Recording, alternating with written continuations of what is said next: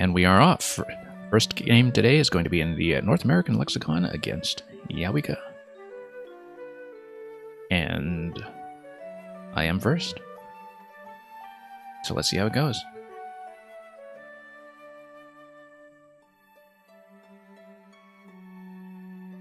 Okay, looking at this, I'm probably just going to do something fairly simple. And Tactics 47, welcome. Yeah, glad to be back streaming this week. I did go off stream last week, mostly because I thought I would rather watch Blitz Champs and assume that everybody would be doing the same. And that was a very invigorating finals match, so I think that's one thing that's been kind of nice about the new Scrabble streaming environment is that even when you are playing off stream, you can just have a second screen on the side, spectate some games, perhaps even learn some words.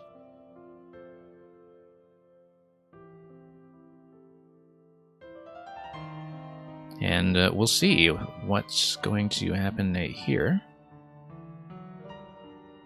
I make sure that my drawing tool is also on, using the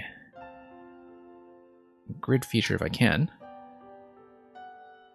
Also, they just implemented custom colors on Woogles. I have not really played around with it enough yet to see what I would prefer for the stream, so I've just been sticking with the default colors for the time being, but quite a lot of tile sets to pick from now.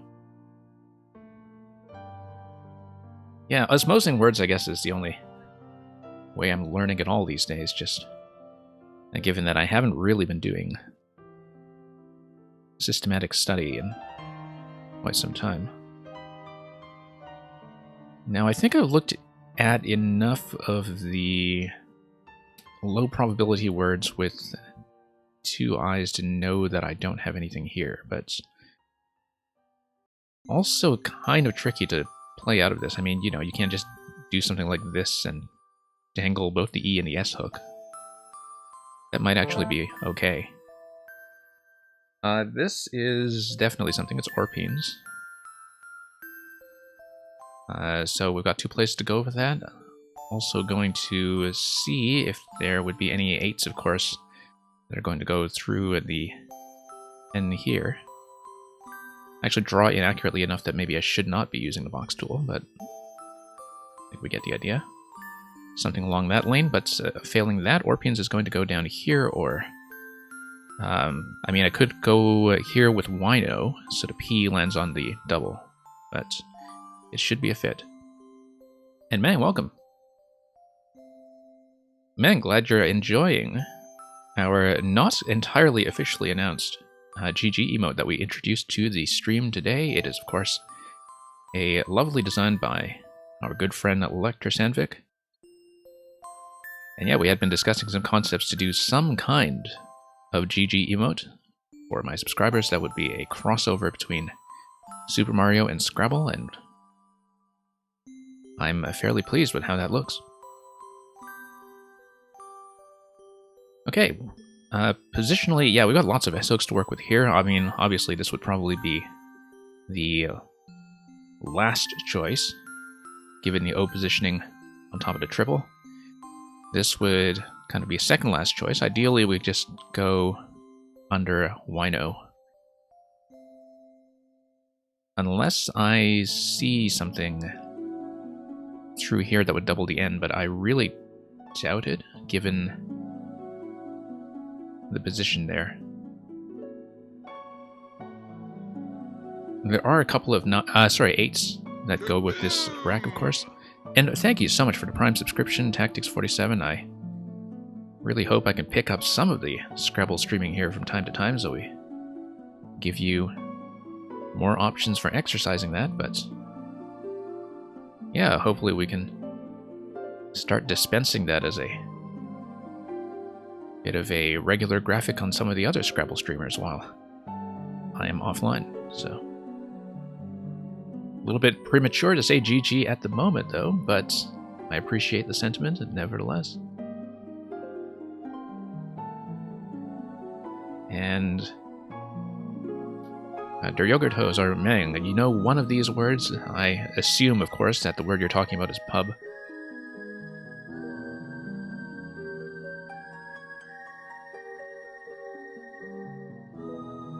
Now, he's staring at the rack on his side for an unusually long time. For something this early in the game, I don't know if it's something like a tricky double blank situation or what, but that's one of the few scenarios I can think of where this early in the game, with plenty of open lanes, he would be taking this long on a turn, unless it's something that's genuinely a really difficult call, but you know, given that the scores are fairly close right now, I kind of suspect that some kind of weird blank bingo is right on the tip of his tongue.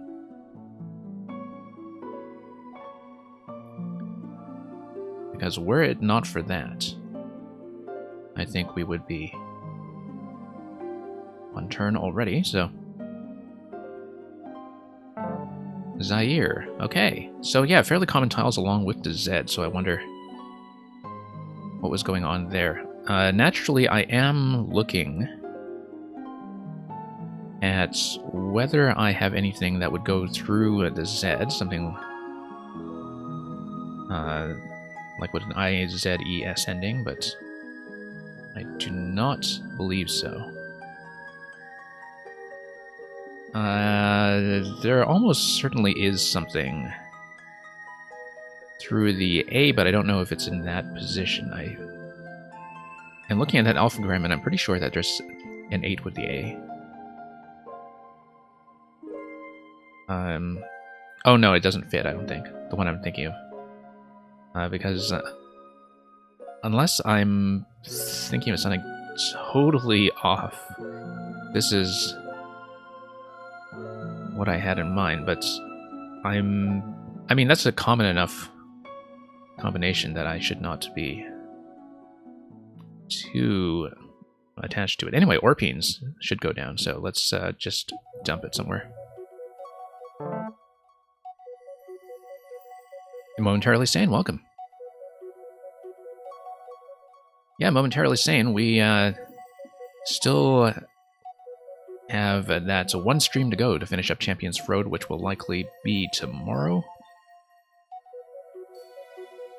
I'm actually kind of glad I held off on it long enough that we could get the new GG emote onto the stream.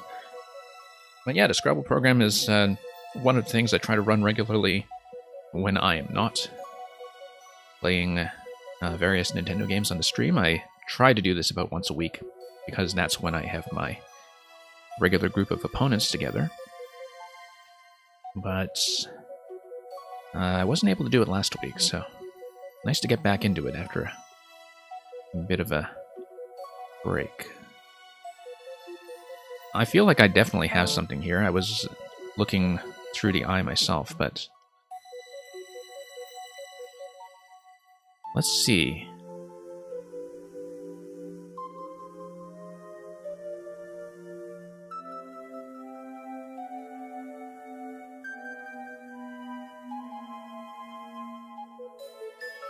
Yeah, we'll should look at something like the SIVE ending. Not quite the right tiles available for Abrasive, it just doesn't fit through the A. Yeah, I was thinking Abrasive, doesn't quite go. And yeah, I'm glad you enjoyed the commentary, Momentarily Sane, so...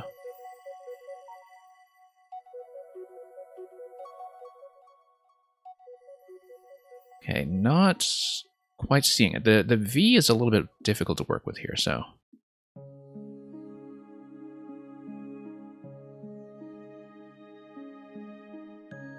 Yeah, because this is one of the few instances where it would have been nice to have a second eye for something like Vizier down here. But I'm not going to burn a blank on that, obviously. So let's take a look at this search, because I'm somewhat confident I should have something here. But I also don't want to burn too much time on it because it's easy to get out of this into a rack that's easier to see. So I might just do something like verb to get rid of that. It's too bad that I'm not keeping the E, but I do have the blank. So I don't know. This really looks like I should have something. But let's not spend too much time on it. I'm, of course, looking at verb and seeing if there's any way to modify it. That would work a little better. Good thing about verb is that it does leave me maybe some hooks off the beat. Okay, these were the eyes I was talking about. I guess I didn't really want them as badly as I said. So, looks like we're going to have to manage some eyes over the next turn.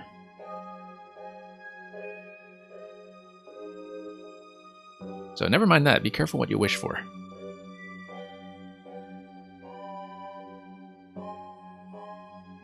Nobody holding an A, you'll notice, to do something parallel under the Z.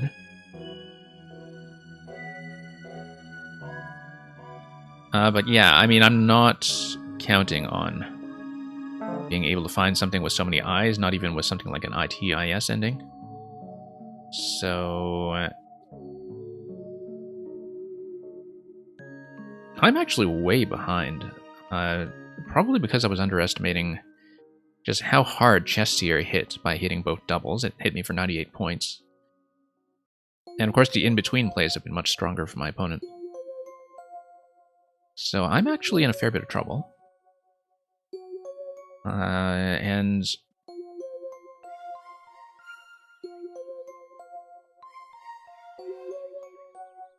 let me just think about what I can do with this. Ideally, I'd just get myself out of eye trouble somehow. Unfortunately, Leary is already a plural, so it's not going to go over the S, I don't think. This might even be an exchange situation, because there's not much I can do with the eyes that doesn't just make my position worse, I think. Unless I can open with them somehow. And I don't really see how I can, so...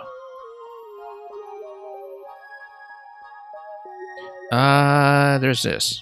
LII here. No, that's much better. I was thinking of dumping similar tiles anyway.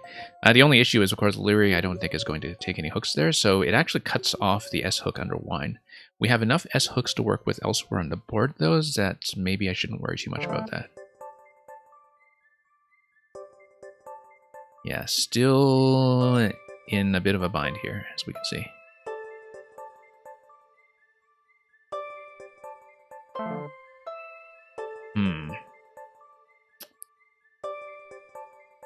Might just do something like Vox here. No, I mean, that puts the X under the double. That's not great. Not a lot of X plays in general are going to be very good here, I think. That blocks off my S lane. That's not great either. I mean, I probably should be using the X to hit somewhere for points, instead of trying to manage it like this. But... yeah, things are not looking great right now. Oh, you know what? There's box over here, and potentially... both Ys have already been used, so my blank, if it's a bit of a long shot situation where it's usable as the Y, that perhaps could go there.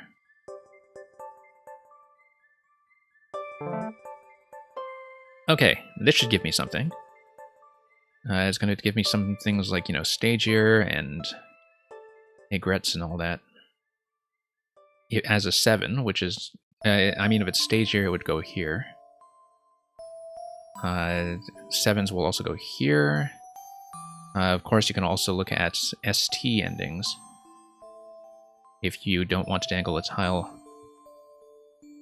over that, but I'd have to think about what that would be. Goriest, for instance. So what I'll be looking at is something like Goriest over here. It's only 67, not great. This keeps things nice and volatile, but I think my opponent is very likely to jump on it. Yeah, because I'm behind by enough at this point that maybe I do need to keep things open. Oh, especially because it looks like I'm going to lose like crazy. Let's see. Let's be diligent about this. Let's see if I can actually get something like a triple-triple. Unfortunately, I don't think anything will go over like Gristle. I'm definitely looking at something like a GLE or TLE ending here. Verbs H1 was an option earlier. Oh, I wasn't even thinking about that. Yeah. I just had total tunnel vision for the S. That's significantly better. Especially holding a blank going into an E in this position. That's significantly better. So yeah, that was really not good. Anyway. Not quite a struggle, unfortunately. Can't have a striggle.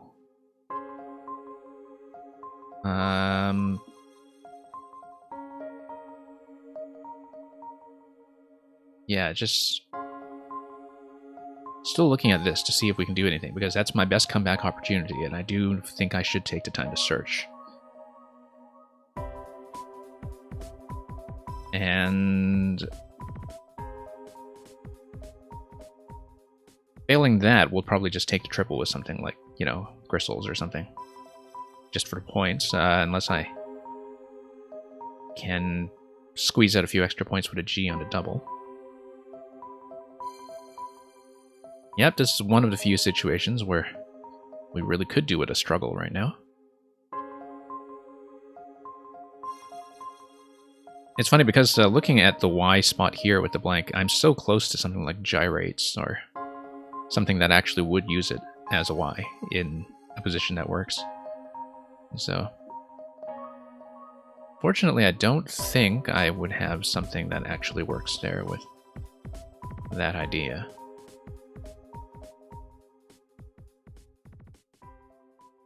Yeah, because you have things like... I don't see it. I think we just have to go with this and hope that I can keep things open enough. I mean, 36 tiles in a bag is just at the pool right now is not very bingo prone, as you can see. With some of the vowel proportions being a bit off and no S's, no blanks. Let's change the S positions. I may have missed something big there. That's one turn I'll be very curious about when I look over the board. Because I feel like, I mean, you know, obviously the triple-triple there is going to be a game-saving play.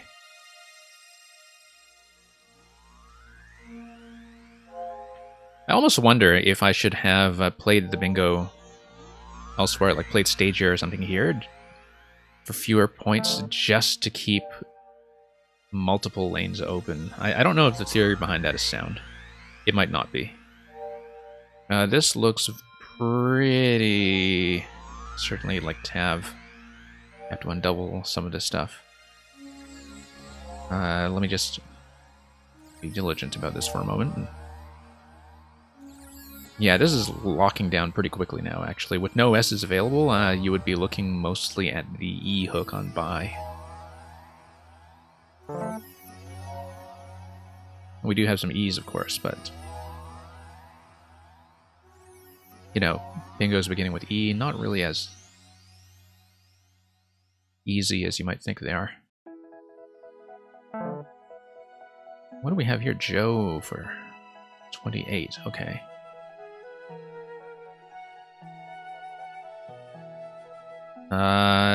Just going to look at paralleling the J. Don't really like the fact that I still have so many doubled letters remaining, though, but 32 points seems to be a lot better than what else I could get with... I mean, I don't think I should... You know, something like that is maybe better to get back into bingo position, but... When you're talking about a difference of 13 points here,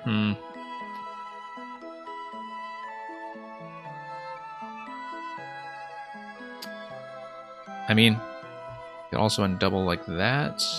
Yeah, and then vowel balance is still a little bit weird.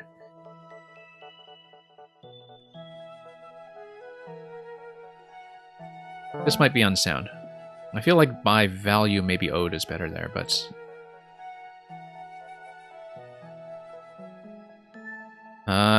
almost have something slightly obscene. But we'll have to look for something else instead.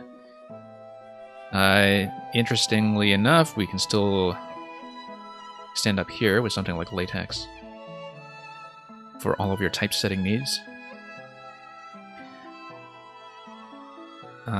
But yeah, not much to work with in terms of the kind of scores that I need to put up in order to catch up at this point. You know, maybe even getting out of here with something small would not be unsound. F is 22. How much is latex again? 24, and it does open up the top corner, but it doesn't really do much for me because my opponent just keeps scoring back at the same pace. So, something like this might actually be defensible, except nothing will go after F. And so it actually shuts down further. And... yeah, positionally speaking, with 18 in the bag, at this point, I don't know where my comeback would be coming from. But yeah, I think that definitely verb here instead of verb here was a huge bungle so far. That was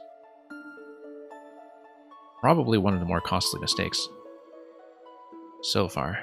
Unless, of course, I just straight up missed something going up the top left.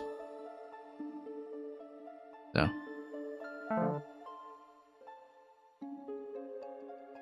Okay.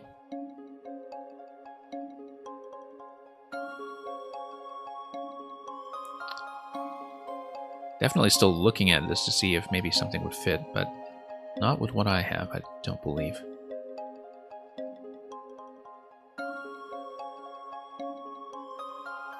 And something like this, perhaps? No, XA is not good. I completely misread what vowels I had here. Yeah, I can kind of inch for it. I don't like it, though. Because it's relying on my opponent to open up further in that spot, and he's not going to do it. But I feel like I kind of need some of these medium scores just to get myself out of trouble. Because I am a full bingo behind at this point, and sitting on mostly low point tiles, all low point tiles in fact, so even if the opening up isn't going to happen this turn, I need to build towards it.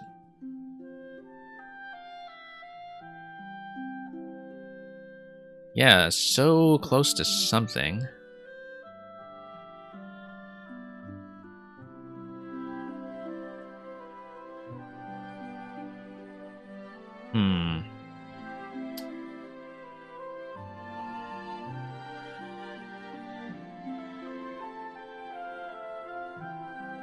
I mean, 10 tiles in a bag, I need to undouble this stuff for sure.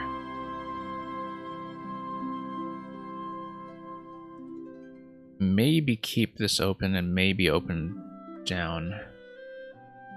If I can find a good play to do so. I mean, I don't want to really be playing stuff like that when I don't even have a good idea for how to hook it. But looking at the pool, 8 vowels, 9 consonants, trying to think about what I could draw into that would give me something worth playing with. Something like Ant here doesn't score much, but you get the various hooks after Ant. They're likely to be blocked by some kind of play down to G, though, so... Issue with that is that even a small play down to G would obstruct any ideas that I would have going down here, for instance. So, I think that's not likely to get me anywhere.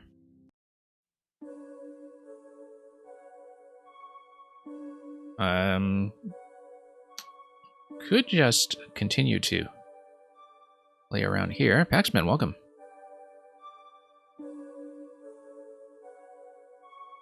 And yeah, Paxman, it's been another instance here of Electra showing off his typical artistic prowess. I'm quite happy with the result. Yeah, I felt like it was a very good personal fit for the stream, so... Do we have any G's left in the bag? Okay, nothing that would go over the N. So now... trying to remember if this is something... Okay, yes, Galenite, Galenite. That's exactly the kind of thing I wanted to draw into, if I believe I'm spelling this correctly.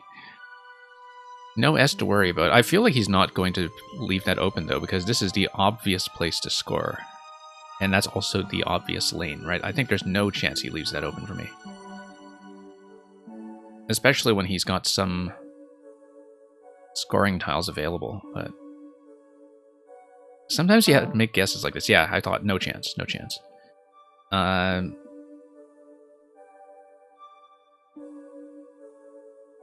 don't think... Oh no, lineate, lineate. It doesn't fit anywhere.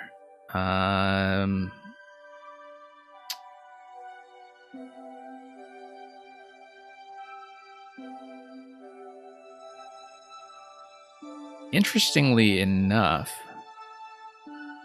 if I went for that ant idea over here, lineate actually would have fit here. So, you know, that's missed opportunities, I guess. Yeah, because I was thinking that would not open sufficiently with the doubled consonant here, but ant actually would have given me the spot. Which, well, one of life's great regrets, I guess. 3 in the bag. I mean, I'm 100 behind. I don't think the win's going to happen, but... Might just have to... no, it doesn't open at all.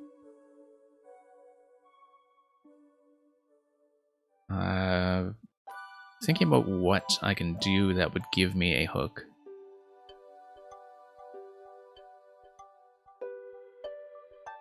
Something like lat. Or let. No, let wouldn't give me a hook, though. Lat would give me the E hook, at least. But, no, that would empty the bag, and you got 2 remaining E's. Oh, no, you're right, you're right. I completely misread the positioning there. Okay, too optimistic about what Ant would have done for me there. I am right about Galenite, though, right? Like, I sometimes get confused with that spelling, and...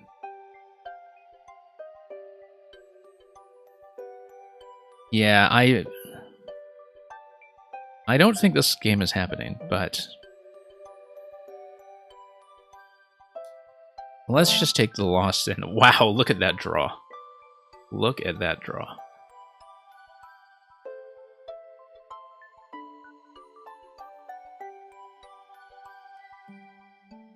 Yeah, that's right, because with Galenites, there are a couple of things that look similar to it that I think I've seen Bone Eater attempted before. And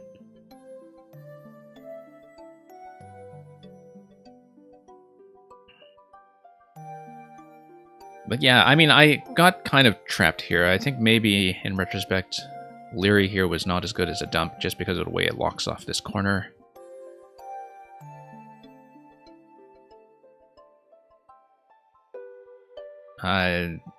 But yeah, definitely biggest regret in this game is a verb. And if I miss something here, obviously, that would be a big problem. But I'm just thinking about what I could have done to get out of this. And I think I got a little bit too complacent about how quickly this was being locked down. Like these two corners here, when I was not in a position to do anything. And I actually wonder, for comeback purposes, if I should have sacrificed points to play this once again as something like Stagiaire to make sure that after I play one bingo, you still have two fairly open lanes available. Such that, you know, triple-triple would still be a threat, and then I would also have a bit more space to play with on this side. Considering that, you know, something like Stagiaire would not have been too far back in points. Very kind of him just give me that. Not that we can dump those quickly enough. That's right, Galanite, Gelatine, Legatine. One of those sets where you see ING in there, but you're not actually looking at the combination ING. And Adal, yeah, pass. Oh, you know what? Lausches is a phony. Lausches is a phony. It's not good. I was so confident in that.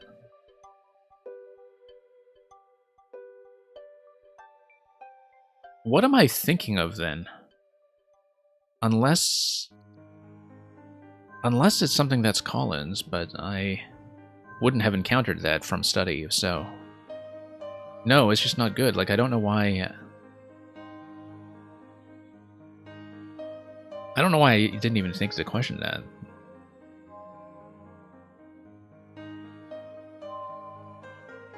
Okay, let's take a look at this game. So, yeah, a lot of problems here. Oh, yeah. You know, here's what it is. My opponent is actually telling me this in chat, but as an adjective, louche, as in Lucius, loosely.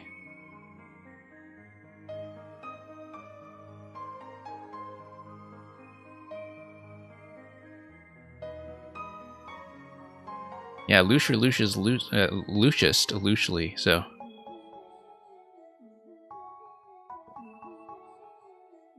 Well, I mean, in a slightly different position, would have taken an S hook in front. But... yeah, big regret here. Should have dropped the T on the end. I mean, I don't think that solves my problem in this game, but not a bad suggestion. Let's take a look at the analysis board while we have some time. I usually run out of time very quickly in the first game, so I might not actually be able to look at this for very long. But let's speed through it just so I can see some of the potential big misses.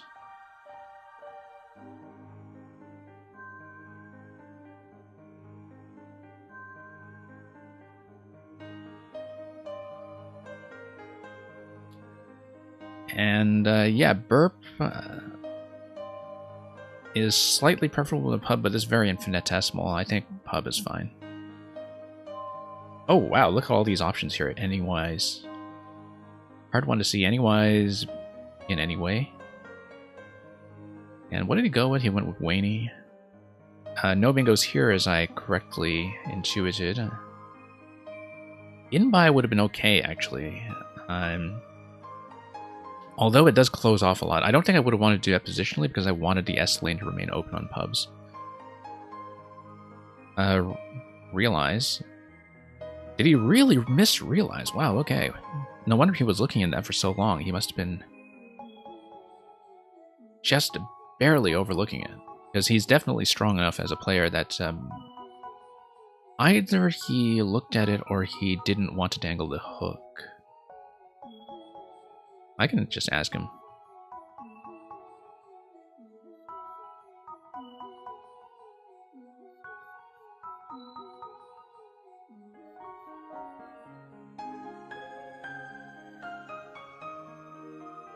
Yeah, because I guess it would sort of make sense if you're afraid of leaving the back hook open, that you would instead play something like Zaire and keep the blank for a big follow-up play, because Zaire scores pretty good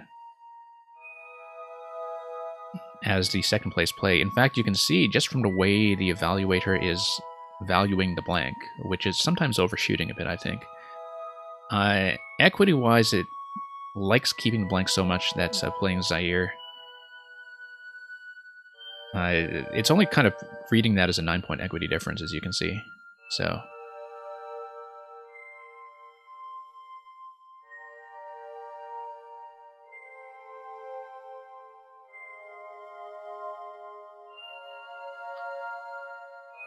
especially because I was holding Orpines. And, you know, you don't want me to capitalize on a Z quite like that. So yeah, I'm pretty sure he did see it. It's just that... oh, look at this rupee. Look at this parallel. That's a fantastic parallel. Incredible. But yeah, no, he's telling me in chat that it's actually not a miss, like it was a strategic decision, which I think actually makes sense. I think it's a good call. Especially when you're reading my dinky little hook opening play over here. I think I was very clearly signaling that I was doing some rack management to give myself a bingo next turn, so... what a fancy play, though. Yeah, lots of options to get through here. Nice thing about chess here is lack of S-hook, of course, which would not be the case for something like Hysteric. It would be the case for Heretics, but Heretics would dangle E over here. And... okay, I missed Vibrates. That's really not great. That's an easy one to see, I think. So that's a huge miss. No, I mean, like, I was even looking at things beginning with Vibe, right? Like, there's really no reason I should have missed Vibrates. I was even looking at the VIBR start, I think. And so that is not how to play. Yeah, because I think I just sort of stopped looking at this lane after Abrasive didn't fit. Look at this Verbids is a nice 7. I think it's a little outside my probability range in terms of things I would have looked at exhaustively. Just from the V and the B being there. Yeah, interestingly enough, from keeping the blank, it's rating Verb more highly than Verbids. Just by equity, which... again, because the evaluator isn't taking the board shape into account, in situations like this it might be overvaluing the blank, but as you can see with Zaire, sometimes that's a sound way of thinking to pass on a bingo. But actually seeing Vibrates, of course, would have been best.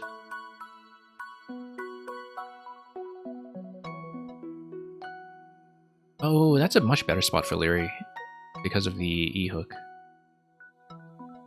Oh, no, because, yeah, that's... I guess I didn't think about that because it uses up the R, but that's okay. I mean, the Rs are going down quickly at this point. 2 Rs left in the pool at this point in the game, so... and, yeah, found the best play there. Pretty simple. Pretty easy to see why he would pass on that. Or, no, why I would pass on that, rather. This is my play.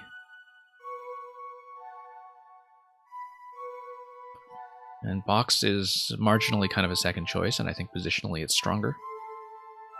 I mean, the blank as Y idea is a long shot, but it's an idea. So yeah, no bingos here, no 8s either. No available 8s, I should say.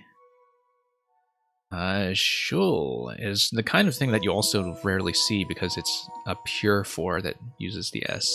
So, for something like an NWL 4, it's one that I think is very easy to just not know. Or not see.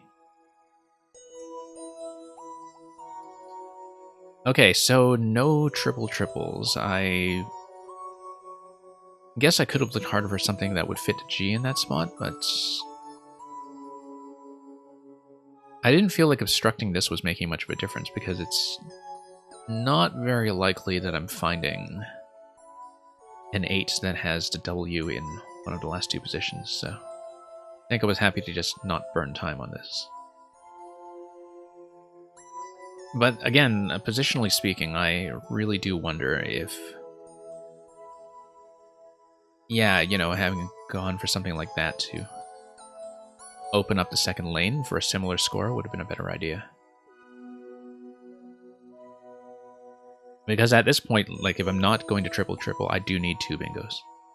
And I really struggle with this entire set of corners going up that diagonal and blocking off the bottom right after I play my bingo in the top left. So, kind of a problem. Look at his rack on my opponent's side. Doing okay to get out of situations like this, I think. In terms of the case for Zoa over Zoo, I think that would be partly considering the pool, that you have 2 O's and 5 A's unseen. Tav... I mean, it's the play, I guess, given that Zoa's not taking anything. Rioja dangles to J, though. So, I think that's defensible. Joe actually scores more, it's just that he's got the all-vowel leave. But at this point, he's looking at a pool where he should be able to pick up some consonants out of that, and I think given the lack of vowels to play through, that being vowel heavy is actually better than being consonant heavy here for the player who is well ahead. Undotted would have been a really interesting idea. Not dotted? Yeah, I thought so. Undotted would have been interesting. In that it scores and it opens. That kind of gets me within one big bingo, I guess, but basically, you have multiple lanes to work with just from a long play. And, you know, you're less likely to seal it off with a parallel, I guess.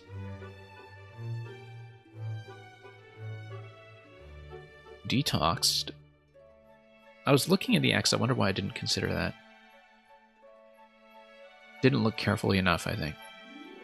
Just had a bit of tunnel vision there. Oddly enough, score-wise, Odd performs pretty well.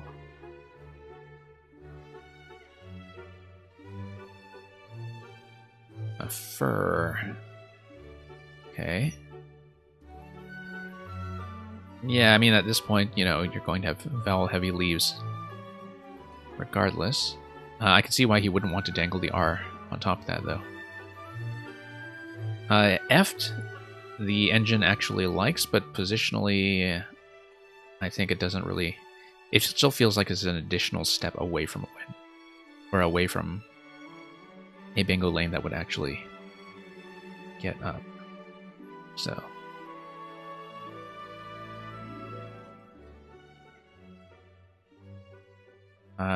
okay. Yeah, Fur, Fig, etc. Fur would mostly be there to undouble. I can see once again why he would rather try to trap me with G as the starting tile. Yeah, I think I was looking at things like Gellant and already thinking ahead to a possibility like Galanite.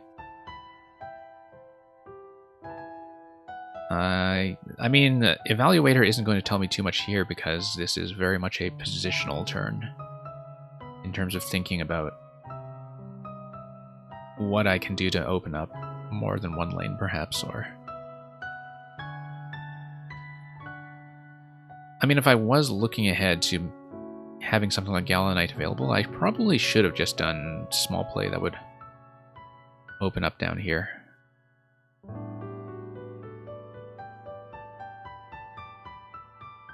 But I think most bingos here that don't score as well as something that go on a triple, like Galanite, would not be enough to close the distance, though, if I just make, you know, 8 or 10 point play down there. So, yeah, very sensible to take that. I don't think the chances of that staying open were very good. No S, or you can have something like groomsman. Well, no N either, I guess.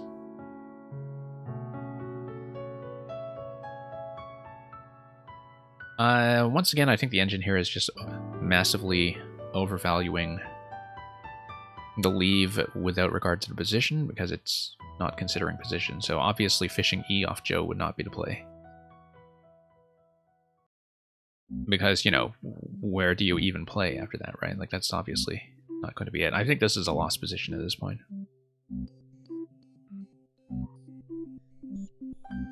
Yeah, that would have been interesting. Darkled.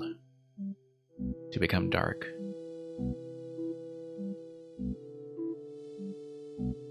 And, yeah, airy, eerie, doesn't really matter.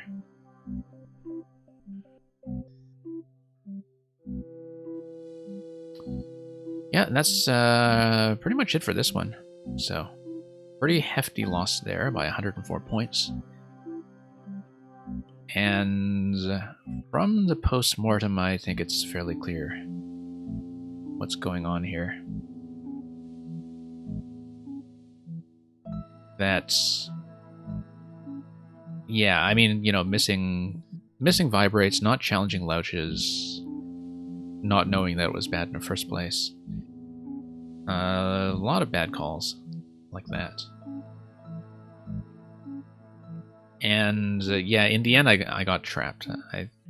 I don't know if I would have necessarily thought of making big plays like Undotted would have played here instead, but I think there were too many plays where I was just trying to keep up with score and not actually doing anything to the board to create chances. And in the end, that just meant I was not able to actually have the tempo to open up in any meaningful fashion. I mean, sometimes it just depends on when you draw certain things as well, right? Like, if I'd drawn directly into something like Galanite, I were so lucky to do so, that would have changed the dynamic quite a bit. But anyway, we are still waiting on the pairings for the next round, so nothing to see here just yet. I may look around to see if any of the other boards are still ongoing or observable, or if there's anything to look at from the other games in this room. So just give me a moment.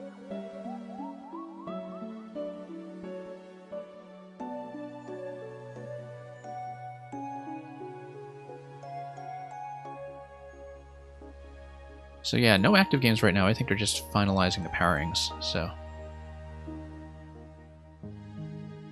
oh, look at this one. 443 to 426. This looks like it was probably something interesting. And it also has a phony on the board. Let me see if I can get the drawing tool up. Hollow is a phony. And look at this, Antipast. A foretaste and an appetizer. Oh, kind of like... yeah, Antipasto. How does Audible Club determine whether you play NWL or CSW? It is pretty much by agreement. They tend to run two divisions. They do run a division that's sort of approximately 1200 or 1300 and up, and a division that's lower for beginners. The beginner division pretty much only does NWL. But there are so many Collins players in the upper division that often what they'll do is that if you're playing with the weaker lexicon over the board, at least, they will let somebody have a cheat sheet, for instance. Like if you're an NWL only player and you're playing against a Collins player, you might just be able to play with a Collins cheat sheet. Occasionally, though, if a Collins player agrees to have an NWL game, they might do something else, like play, in this case, Void Challenge, or, you know, just to have some kind of free challenge mechanism available for the Collins-only words. So it is kind of just by custom. I find that with this group, I'm usually comfortable that if one of the Collins dominant players wants to play Collins, I will just let them, because that's really the best way for me to learn. But yeah, it is really just by agreement, and people just kind of trade off and agree on something like a challenge rule that, or a cheat sheet rule that is suitable. And okay, round 2 pairings are coming up. So, just wanted to look at this board quickly. We'll see what my next opponent, as well as my next lexicon, is going to be. My next lexicon is going to be Collins.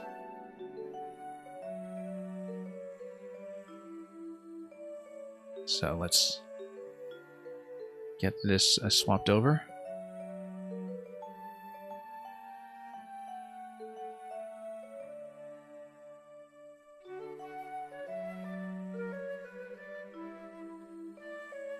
And yeah, I mean, you know, when I'm playing online, I'm not cheat sheeting it or anything.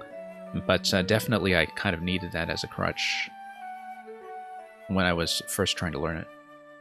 And I'm still not totally comfortable with a lot of the short words. I find that, you know, knowing valid words to play and visualizing them is not actually the problem with adjusting between lexicons. The really challenging thing tends to be just not knowing hooks.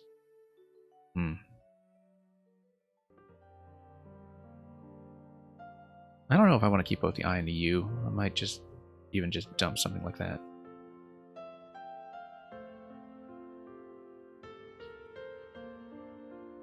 Actually, yeah, if I do something like this, I can stick the Y under the M if it's available somehow.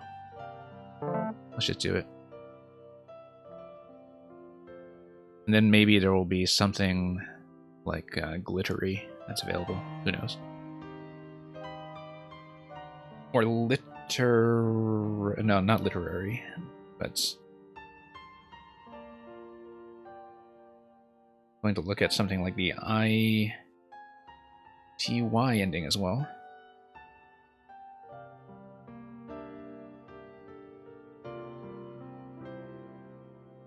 And yeah, it's not just the threes though, but I mean, some of the threes do give me trouble, but it's not knowing what the hooks are on the threes, I find, because the 3 to 4 hooks were always one of the big stumbling blocks for me in learning NWL to begin with. And that's something that's massively expanded by Collins. And so, you know, often you'll find yourself playing threes and you won't actually know what you're doing to the position of the board, and that's when things get a little bit weird. I do have a spot here for glittery. I should just take it. It's not really going to hit any bonus squares, though, so I should maybe take the time to just look at this a little more carefully, in case there's something else I can do. But like alterity?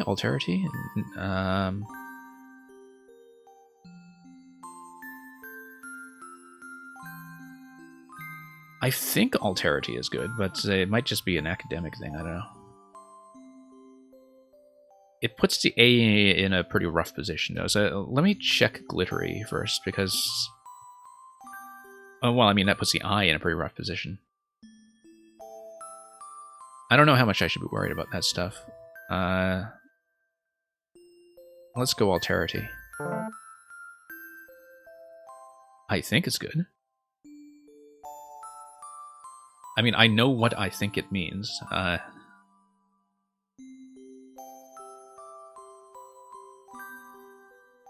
Yeah, the thing about things like Yttrium and the weird starting positions for the Y is that I remember that there was this one tournament where I was holding a pyrite and a blank, and I had no place for pyrites. I was like searching all over the place for pyrites and just didn't have a place for it.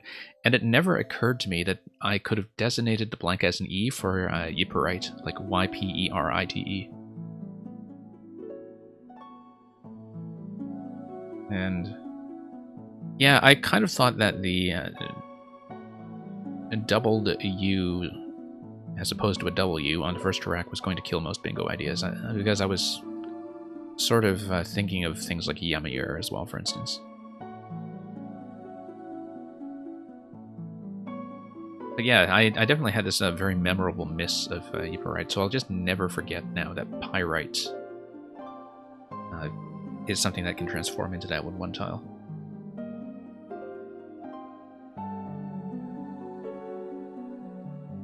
Now, let's see. I've got a lot of ends here. I mean, I think the natural play, if it's available, is to go Jenny. I think that's easily best.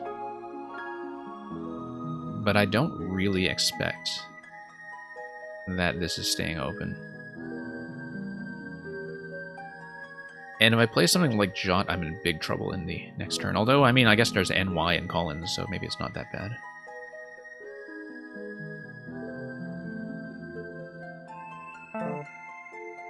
Okay. Yeah, I didn't think that would stay. Oka is good, so let me see if there's anything that I can do here with... like, Yond... no, sorry, NEL's not good.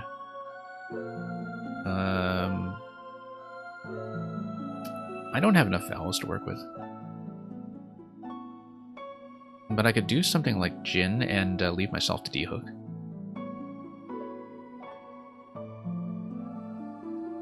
And that would also keep the O behind Oka if I want to use it. Let me just check to make sure I'm not missing something really significantly better. No, I like this, actually. Because now I can do something like Dandy over here, and that's 46. And...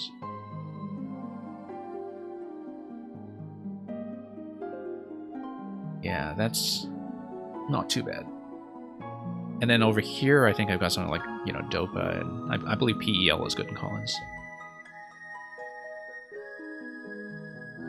So.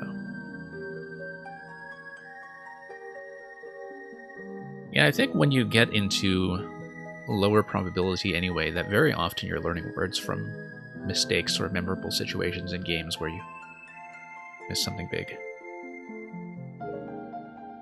Tie game right now, which is pretty interesting. I should not forget about the fact that this position is still open. Fettle as well, very nice. I don't think I can even do much up there to take advantage of the F. I think the best thing I can do here is to just stick to the plan. Turn over some tiles. You got 87 for that. 46 here, at least is a bit of a catch-up play. Let me just be sure, because I'm also considering plays in this position. But with the E in that position, don't think it's going to happen, so... let me make sure I'm not missing something that would, like, start with DY as well. Because that's something I sometimes miss. But I don't think that's going to happen here, so...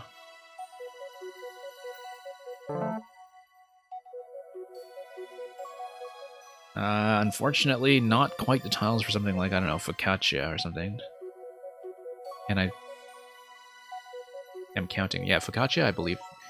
Well, you would need, like, 3 Cs, right? You would need a blank in there. And I know how to spell that correctly. Yeah, definitely still thinking about what to do about this, though. The F there is not actually that helpful to me right now. So,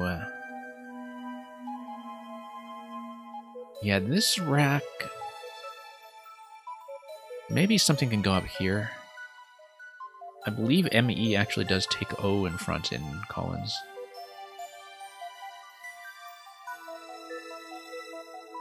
So maybe I can do something up here, but...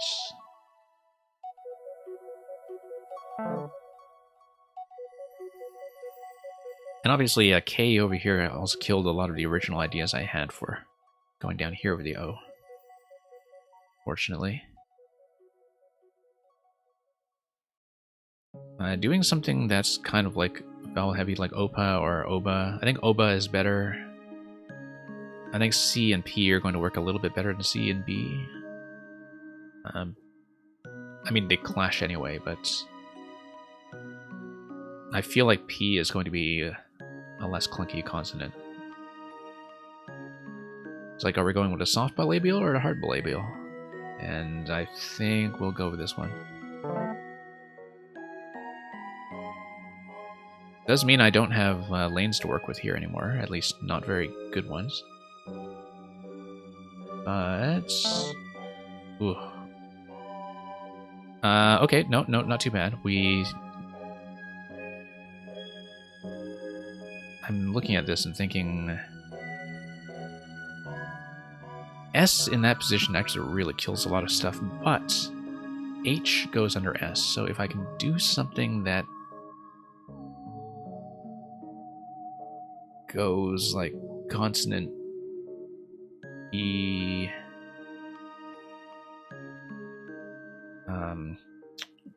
no, not great. Because the only things I have that can go here are I and H, and unfortunately neither of them really allows me to do a heavy play over here.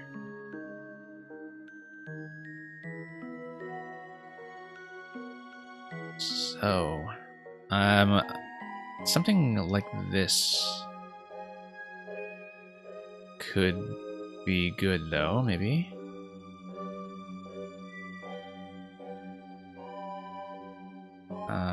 Okay.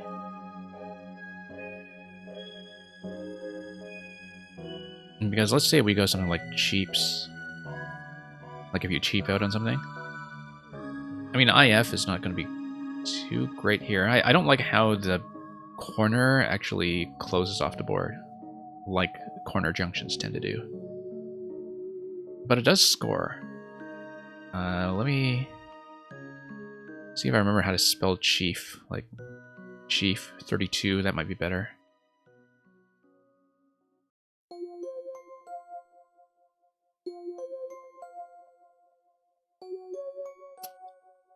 Yeah, 6-point difference.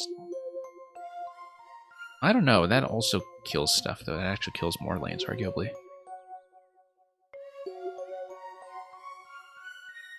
Yeah, this wrecks the corner, wrecks the triple, but it might actually be better when it comes to openness. Unless, of course, you draw 3 eyes at once to match your existing eye, which is maybe not ideal, but... okay, that didn't go well. I also have to remember that the eye hook on Jin is still available for me if I want it. Not that I have any useful thing to do with it right now.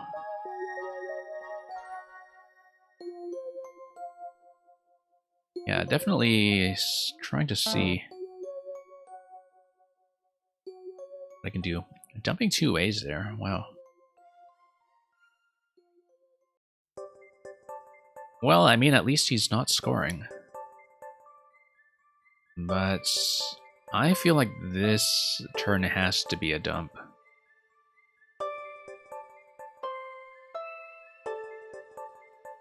Like... curious to think about what I should keep here, though.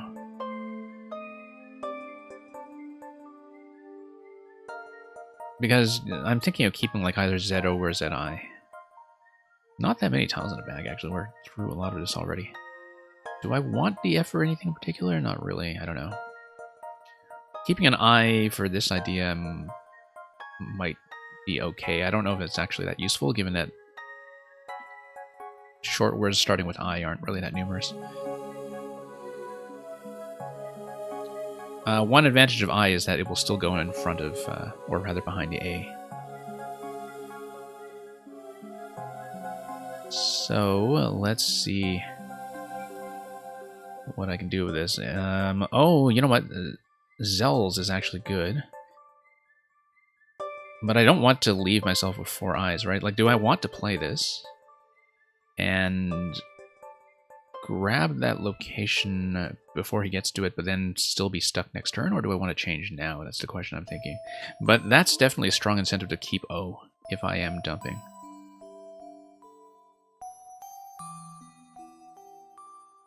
Because I'm in such huge trouble even if I do take that right now.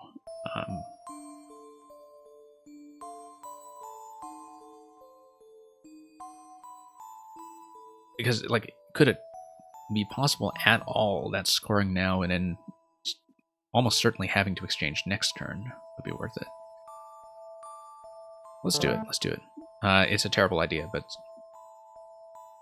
we at least guarantee. Like, I mean, if I'm thinking about 2 turns as 1 change and 1 Z play, maybe if I'm kind of committed to exchanging on one of those turns anyway, that it makes sense to do the Z play first. I don't know. I don't think I have a very sound sense of the theory here. Yeah, the tile bag does have eyes for me tonight. It's not really like I'm hanging on to eyes, well, except for that last turn either. It is just kind of happening, so. Only 1 eye remaining, though. I actually think that this turn I will change I-O.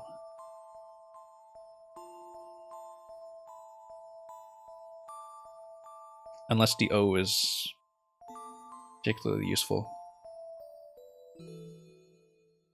I don't really see the O being very good, actually, apart from maybe small plays over the H.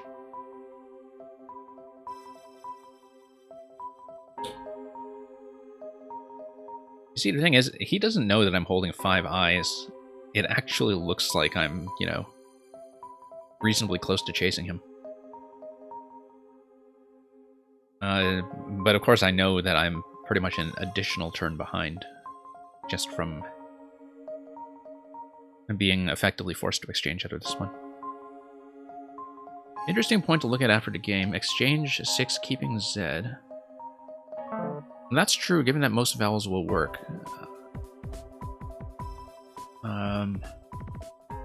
Stuff like this always looks strange to me, but yeah, I know it goes with ego and geo and so on, but let me just dump most of this stuff. Okay, so currently I do want to keep 1 eye because there's 1 eye remaining and there's a Q that could potentially be picked up. It's not a very bingo-prone bag or board if you look at it. Like, the board only really has these lanes and perhaps the vowel start here, but unlikely. And this is pretty much the only kind of bingoable position, and you have 1 S with no real S hooks on the board. And 2 Vs, 2 Ws, just a lot of direct, so I should be thinking about like keeping something like IF for scoring plays of some sort. So let's change. Let's not talk too much about this. Let's just throw it in. Okay. So much for constant vowel balance. I thought that would be okay given what I was looking at, but as you can see, now I'm looking at a pool that's vowel heavy after throwing in all of mine and not picking up replacements. Okay, that wasn't great. Let's see what I can do about this. I still don't have anything good to come down here with an RI start, I don't think. Yuck. Might just, you know, make small plays. Just thinking of what could possibly go here. I mean, I only have 1 vowel. It's not going to be that useful. I could dangle an S position for an S I don't have yet, which might not be smart. That's a terrible leave. I mean, I know there are eyes in a bag at least, so...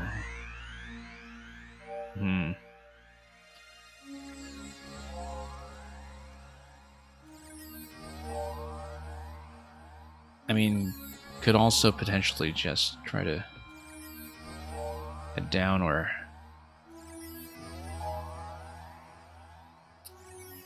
No H's left. Okay, so this C is blocking that off completely.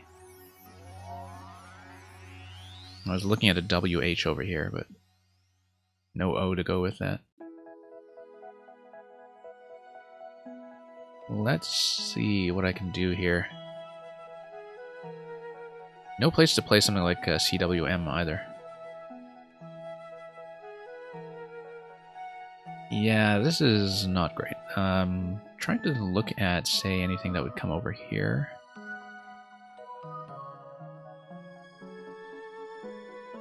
Like, you know, just making small plays like Mung or something.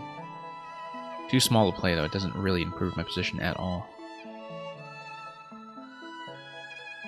I really don't think I can afford with this pool to do a consecutive exchange.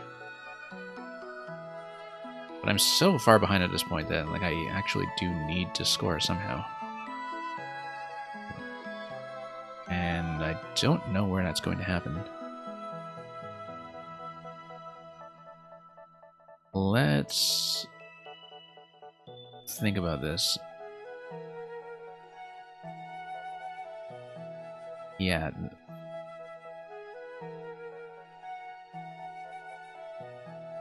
I mean, obviously this does nothing for me positionally either. It's purely a let's draw some vowels play. But I've got nothing. Like, this is... interesting. O hook on opus that I never considered. Not that I have the O anymore.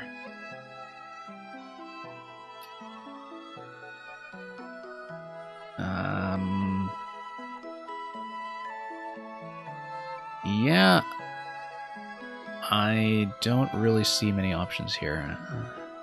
I know there are eyes in a bag. I can just play off eyes, maybe, and try to draw into an S or something. Probably should have gone something like Rift down here. Oh, fishing 1. Unless there just aren't any better plays if he's vowel heavy, for instance. This is not too bad. 28 points. I think that actually gets a lot of distance closed. Even though doubling up on the G's is perhaps better for my emote game than my Scrabble game. I feel like I need the points. Nowhere useful for the X.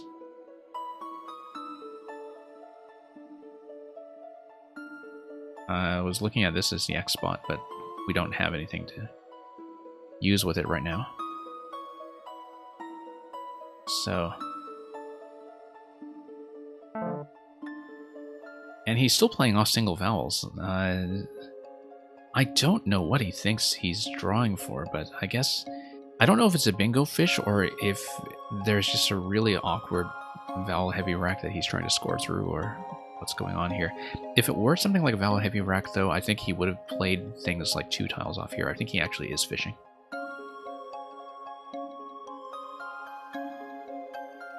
Because, like, if you're playing this stuff to, you know, just kind of keep pace, there are plenty of places that you can just do a 2-vowel dump, right? And actually score enough to keep ahead of me. I think he's fishing for something either here or with like some kind of strong consonant finish in there, maybe, although... yeah, because the single A was played off after lift.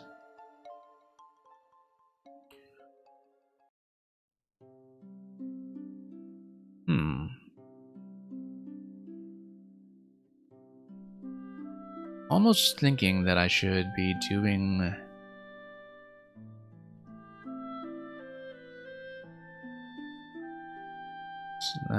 6... no. So little stuff to work with here. I was looking at something like this, but obviously I don't want him to use the top lane if he is fishing into a bingo. This is Not a great situation. I need to be working towards X setups of some sort. I feel like I need to balance constants to do that before that's going to happen.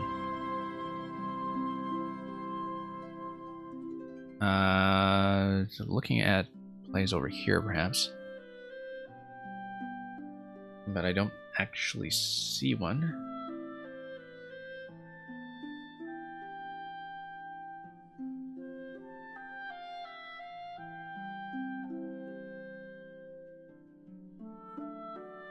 I'm actually just going to dump this for 6 points. Just to rebalance. And so now I have a rack that looks more usable, but...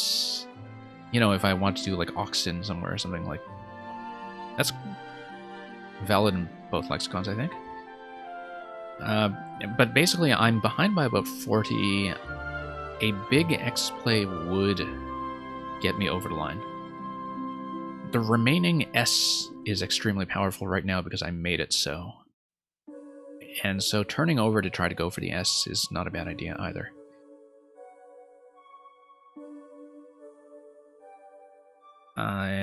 Let's think about this.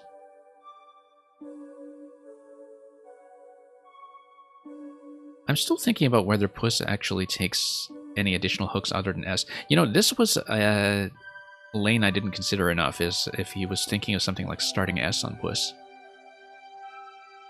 I guess there's H that goes there as well, but there are no H's remaining. I wonder if back when I was playing Cheaps, I should have considered the H hook on Puss, or Push, a little more carefully. Because that would have been after Pourers, yeah, that...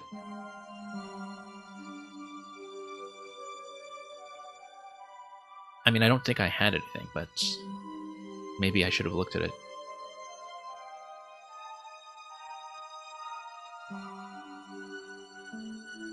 Anyway.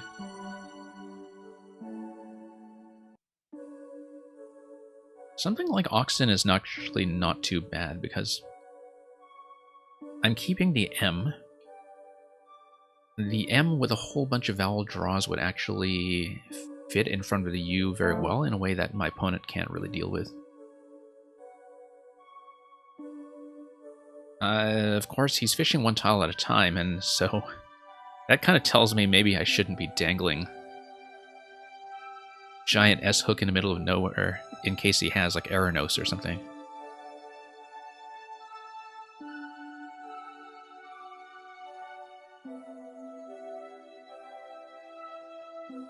So this is a tricky situation, I think.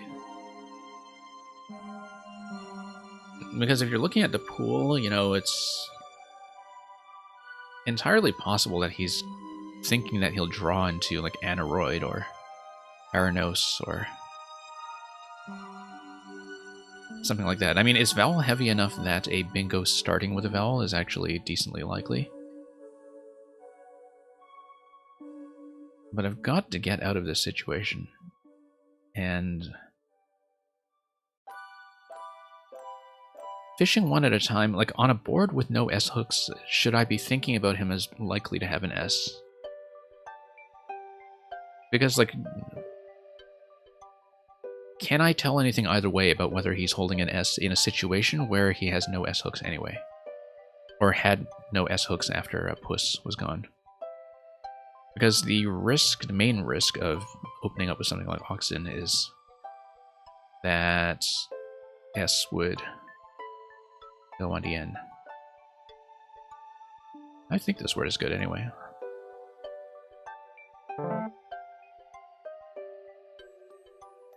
Yeah, he probably has like a retains bingo or something at this point with all that fishing. Maybe it was just like fishing with retina and until something would actually go under the N or...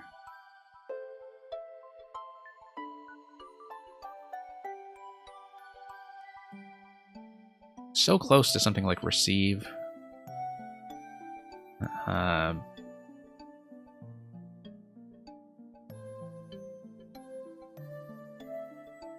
Let's see, because this almost looks like... unfortunately, no tiles to play through for Vermicelli.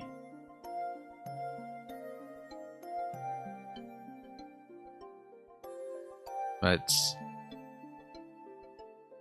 let's see what we can do here. I mean, it would be sensible to follow it up as I intended to with ME. Trying to remember. I don't think Oxen takes anything other than S. I was thinking, like, does it take an E or something? But no, I'm probably thinking of, like, Alexin, Alexine. And, of course, in Collins, I don't actually know. That's... Oh, okay, we got hit. Alright, I asked for that. I mean, what can I say, right? Like, I knew to risk when he's playing off one tile at a time.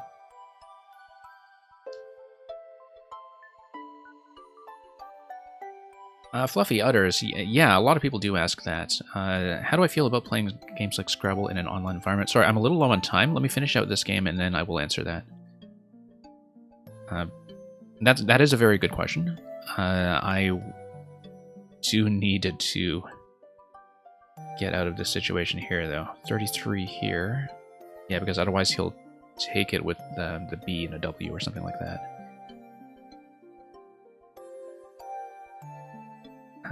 Let me see. Yeah, this kind of kills my original M idea, but that's okay. Last tile in the bag was I. Okay. So yeah, this is going to be a loss. So Fluffy Utters, I'm kind of fortunate in that most of the opponents that I play against online are people who either I've met at over-the-board tournaments or who have some kind of real-world reputation that's established already. And obviously that's not going to be true as the scene for online play scales up. People do expect that there is a certain amount of cheating that goes on when it comes to word lookup. But very often it's actually easy to detect. On this platform they have some kind of proprietary detection method. But because you can sometimes see irregularities in plays that a player probably wouldn't know how to make, you know, given the field of all the other plays they know how to make. So there's some kind of proprietary anti-cheat detection that they've set up here that I know nothing about because it is, for obvious reasons, kept secret. But fundamentally, like, yeah, people do expect that there is going to be a bit of a cheating issue from time to time. And for the top level of players, it's not going to be such an issue anyway, because they're people who already do know the words and don't need to look up. And they're mostly besting each other with a very good knowledge of strategy in terms of managing the board and their wrecks and so on. And so they have a less of an issue with, you know, like you can basically try to cheat all you want against a really strong tournament level opponent and you will probably lose anyway, is what I'm saying. Like, you're not actually going to beat them as much as you think you would. I think it's actually much more harmful for people who are newer to the game in that they would be preying on lower level opponents who would kind of get pressured out of the game by feeling like they're playing against cheaters. I think it's much more of an issue sort of at low to middle levels than it is at high levels of competition. But certainly one thing that you don't see in online tournaments so far is much in the way of, say, money prize tournaments, for instance, because unless you have some cheat detection scheme like requiring players to set up webcams for themselves, which occasionally is done in this game and in chess, it's not a safe enough environment for people to feel like they can trust running a money tournament. So there definitely are some trade-offs when it comes to, you know, trying to mitigate the impact of cheating online. It is something that I think people who are serious about this game do consider a serious concern. I'm looking at Civi here. I don't know if it's good with 1v. I think it is. I think I would try it anyway. I know it's good with 2vs.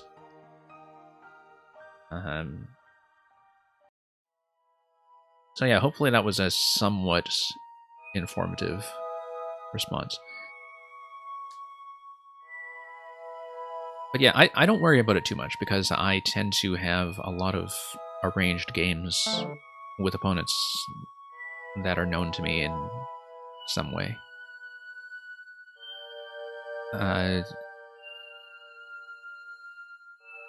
And because at a certain high level, you know, like I was saying, the word knowledge difference is not by itself enough to win you games. Yeah, let's just play out of this. I've got 9 seconds left. This is a loss.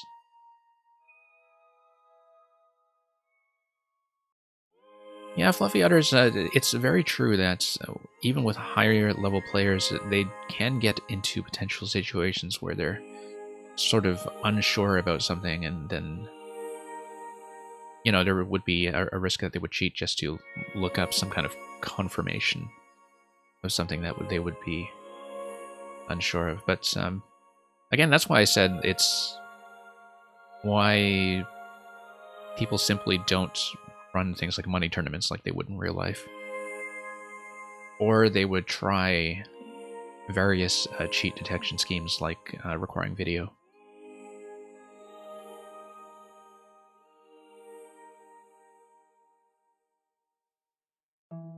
But yeah, they put a lot of thought into some kind of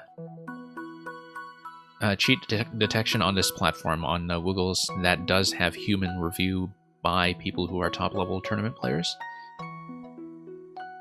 Because this platform was developed by some of the highest-rated players in North America to begin with.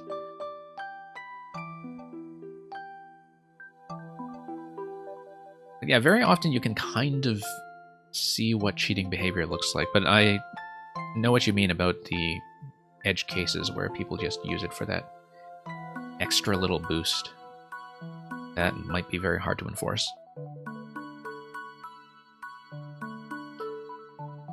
And yeah, I totally know what you mean by, you know, people trying to make excuses for themselves that way. Okay.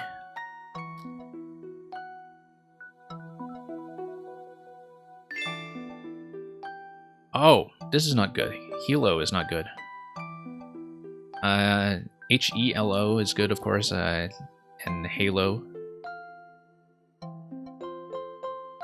But yeah, I let him get away with that, which is too bad.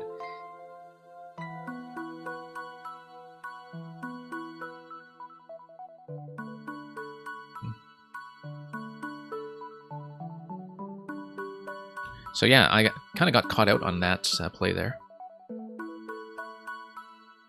Yeah, good call there, Tactics, on the big list of related words, which makes me want to plug in the related on the bot, because then you can see all the variations that are available, all the different ways that you can say hello.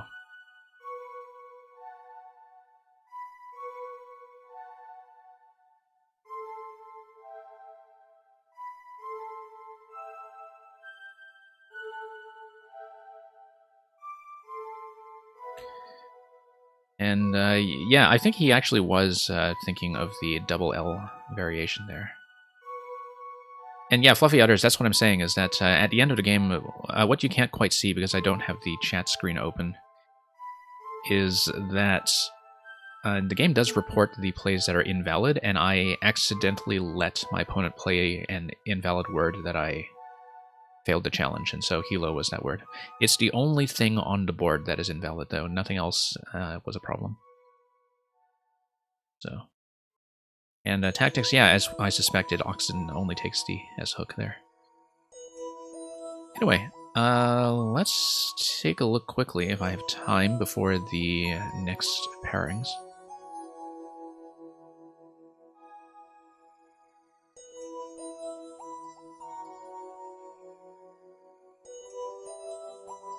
So, yeah, as you can see, Yum is pretty reasonable for the first play. We were talking about... yeah, I was considering Ryu, but Umu... Yeah, I went with Umu because of the MY idea, but I think maybe Yum was better. I guess with the blank, constant vowel balance doesn't matter that much. So yeah, Alterity is good. Triethyl, I don't think I would have seen. Prettily, I would have seen. Prettily, I think it was positionally safer, given that the A isn't dangled in that position.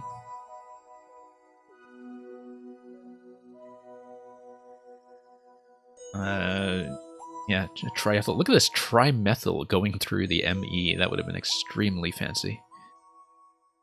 Doesn't score as well as altimetry. Yeah.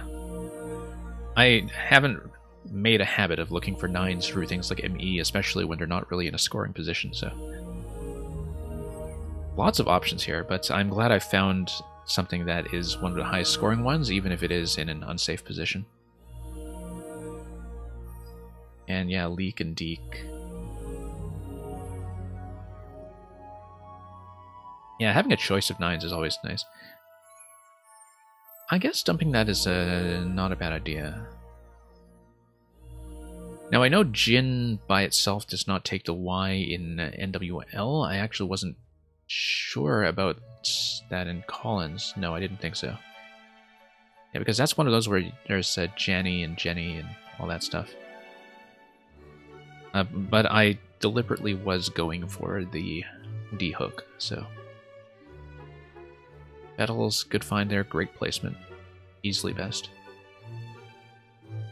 Dandy, easily best. Just checking some of these other options. Didn't think about Fatty. But no, I think sticking with the plan is absolutely fine there. Look at this, Lopalith hitting the double-double. Lopalith is a lens-shaped body of igneous rock. I mean, I think it was pretty clearly a rock. But... Fluffy Utters, it is not Final Fantasy VIII. This is the Comet Observatory in Super Mario Galaxy, which we've heard on the stream fairly often lately because it is also the music to the final world in 3D World. So, yeah, I was actually just thinking of the Lith ending for some reason earlier today. Oh no, it's because I was on Physics' stream earlier, and I think he had like Xenolith at one point. Look at this, Enophil. I assume that's just somebody who likes wine. Exactly, a wine connoisseur also takes the extra E at the end, as you might think. I actually wouldn't have known it without the E on the end, I think. Or the O in front, for that matter.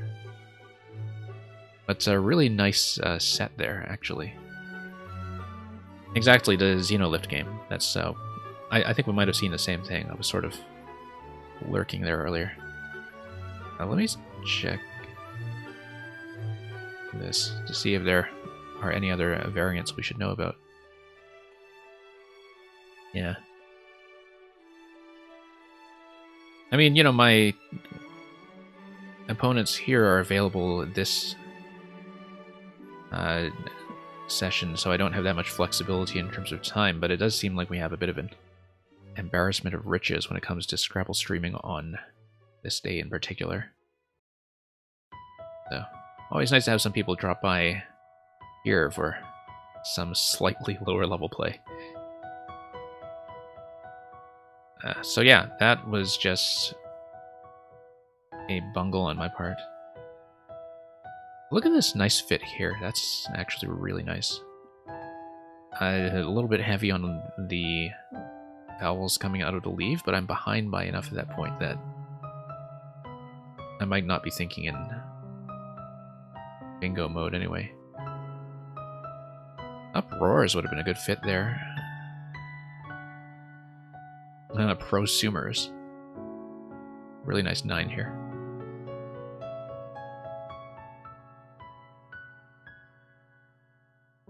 he's going to go with porous. That's reasonable. Not the highest scoring kind of play, but the U actually isn't really even that vulnerable to things like X bombs just given. No, I guess OO is good in Colin, so OX would have been a threat, but this would have actually been a much bigger threat if I had the right thing to go under S.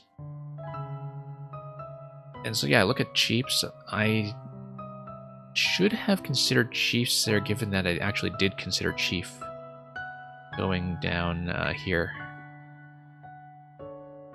I probably should have done that, because as you can see, the difference in score and the difference in leave make that about a 10-point difference. And so yeah, Chief was actually slightly preferred. I was thinking partly in terms of lanes though as well. And I think I was thinking about the E leaving possibilities open. Very vowel heavy on my opponent's side at this point. He's just going to dump some A's. So yeah, okay, here's the turn that we were wondering about. So I was considering the various exchange options. And Zoe actually does evaluate best. Although you can see what a massive hit it is, that for a 46-point play, when you factor in the leave is like a minus 35. But if I sort of know that it's going to average out between two turns where one turn must be an exchange, I think maybe taking guaranteed points is okay. But I wonder about that turn.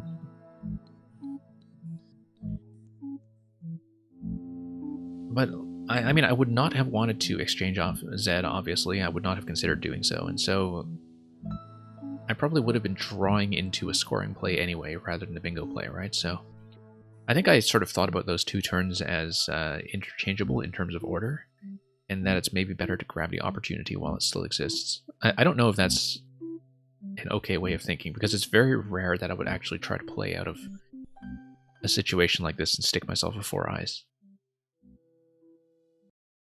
Look at this. No bingo with this rack. And the whole time the engine is just saying, look at Zhao, look at Zhao.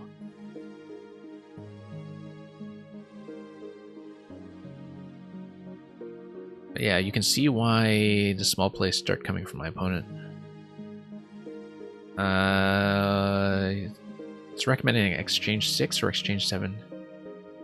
Exchange 6 keeping 1 eye, given the pool, actually not a terrible idea. I'm still thinking about eye here, obviously. QI, pretty obvious play. I think that's extremely clear.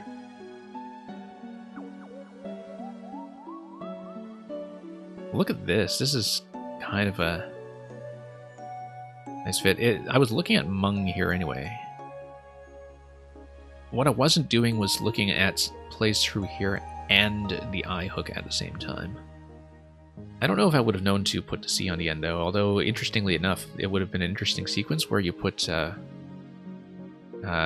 this down here, and then you could like follow up with CWM if you actually know the C hook, for instance. That would have been kind of funny if, you know, you played this for 27 and then go CWM here for somewhere in the 20s, I think. Anyway, round 3 pairings are coming up in just a moment, so I'll speed through the rest. See if we can do anything here. Who is recommended? Yeah, I'm in a bad situation, though. And, okay, so that's why he's throwing in 1 at a time.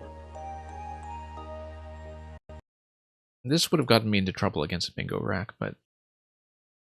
Oh, didn't consider Yunks. That would still have gotten me into trouble, I think. Egg is not unreasonable, given the circumstances. And yeah, he's searching, he sees nothing, and...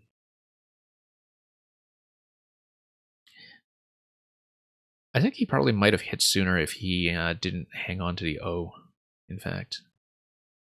But maybe he was thinking about hanging on to something vowel heavy because this was likely to be the lane anyway.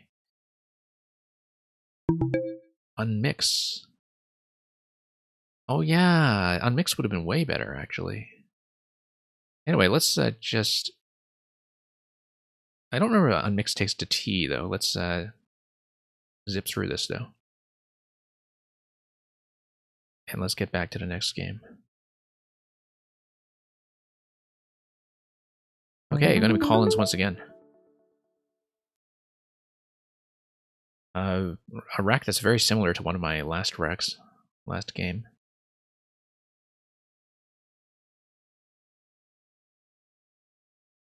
Could do something like a Vince. Just do it as a 6.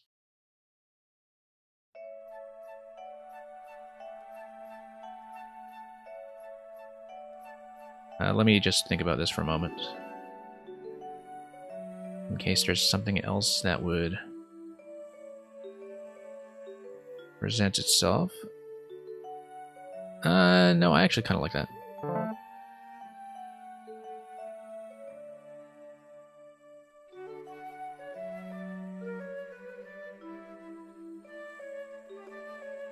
So yeah, I'm thinking back to unmix in that last game, and I think maybe the T hook on it, if it does take the T hook, would still be a problem for me for novates, but couldn't remember it. Okay.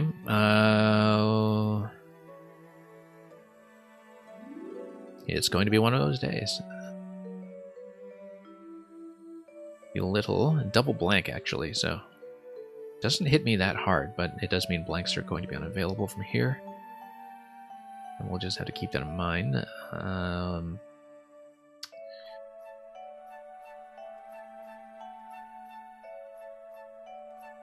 Yeah, just thinking about where I want to go here.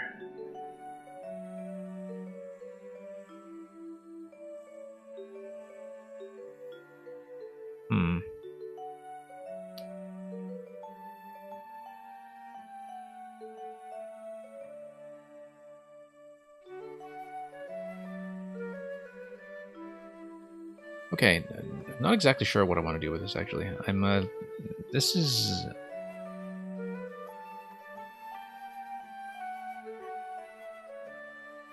going to get me into a little bit of trouble, I think, with this G and everything. Trying to look for something like plays that would cut me across here. And... or even just something like this. I don't know. I guess I should keep things somewhat open. That doesn't exactly do that, but...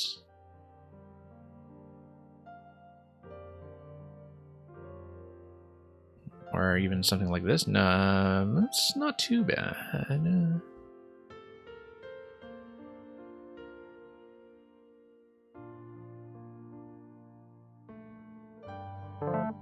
Yeah, I don't know. I wasn't happy with any of my options there, really.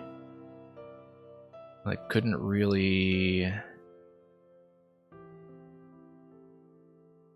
see what to do. I should have considered the CH Collins 2 a little more and looked for something over here, perhaps. Now that I think about it, like if you had anything... I didn't have anything to go under I, though, so that would not have been helpful. This corner isn't as bad as it looks, given that both events and belittle take some hooks.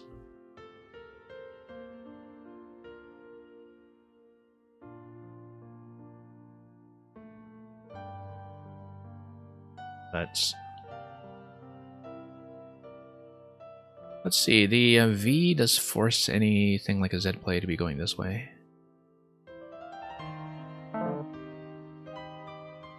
So for example, if I want to dangle like that, that's 40 points. Don't like that leave.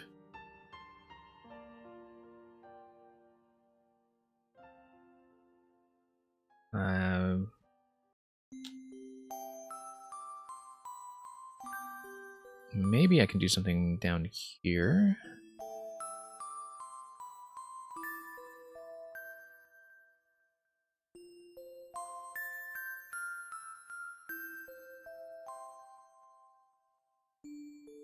I don't know why I'm thinking Zelig. I don't think it's definitely not good in TWL. I don't know why that came to mind or why it looks like playable. Let's hang on to the Z in case we have a better use for it.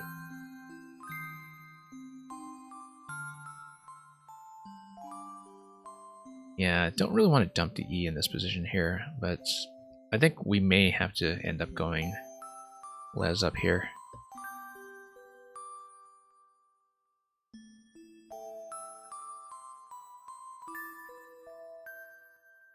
But just going to look at the IZE endings too.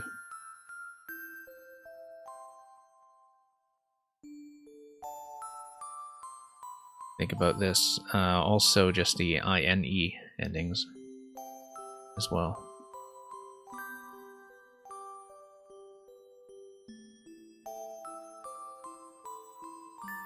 Oh yeah. Well, I'll have to think about this. Krura. Kind of like Kurari.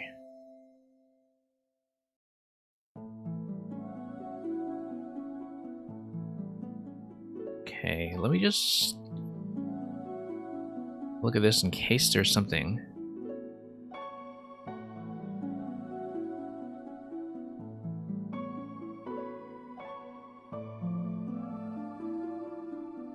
And also going to consider whether I would still go for something like Les and keep double I if I don't see a better play.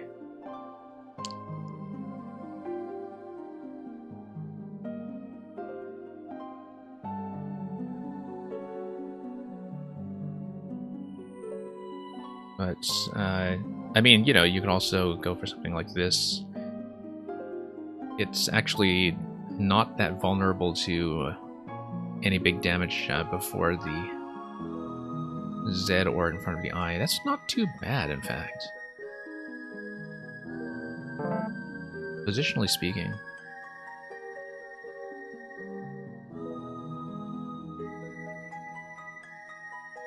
I mean, you know, if I had something like an R, you would have like Izar, Izard, etc. But in general, you're not going to have too many big plays capitalized on my Z there right away. So very heavy on vowels right now, so I should be looking mainly at consonants to play through, which are very few on this board, apart from things like the B. This would double the L, as would this. I don't think a bingo is happening this turn. I think I'm too vowel heavy. But I should be thinking about working towards one and somehow positioning myself.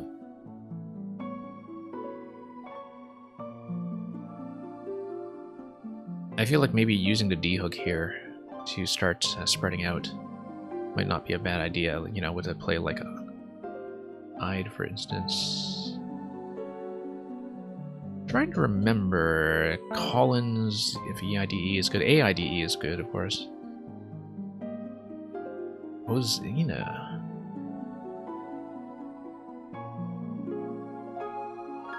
It's the kind of Collins Z word that he's likely to know, so I'm wondering, like, do I want to try to throw him 5? Given that I mean, it's Collins. I really do need to learn how to think about 5-point challenge, but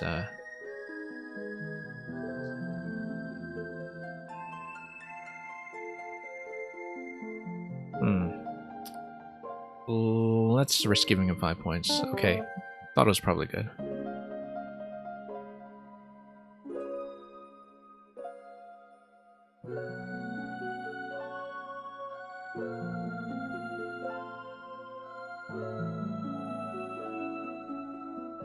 I can't do much on the lower position to take advantage of triple opening.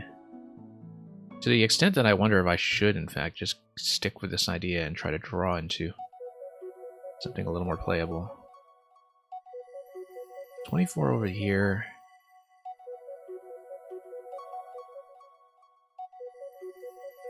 I mean, a similar idea down here would be like that. Doesn't score as much, but it does deny the position.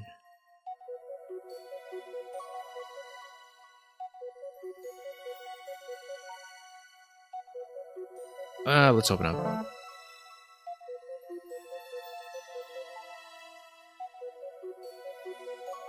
It'll make this a massive consonant hotspot, but I'm not behind by too much right now, so having, you know, 2 volatile locations open. Well, I mean, we'll see what that does. But, oh, wow. Okay, I got hit.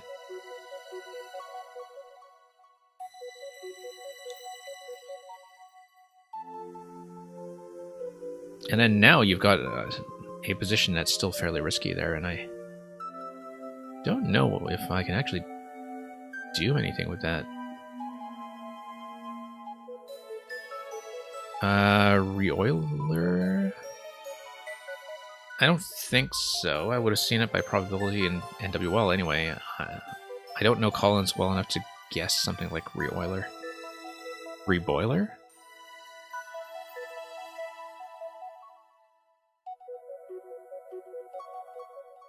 It's not actually something I know, though. That would just be a guess. Reboiler, reoiler.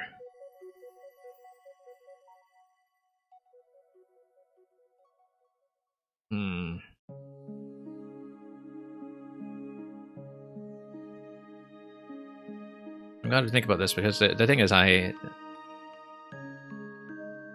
don't actually like either of those, and they would, I think, 100% draw a challenge in 5-point challenge. Let me see.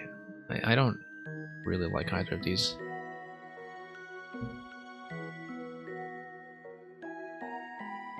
I think I just have to play out of this somehow. Keep the lanes open. Wonder about it later.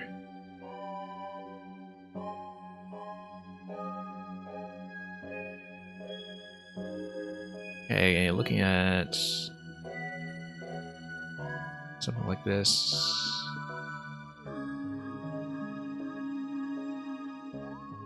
Yeah, I wonder if that was a miss, but here at least I threaten a pretty huge W play, I think. Oh, X-Bomb, there we go. I mean, only have myself to blame for something like that. It does allow me to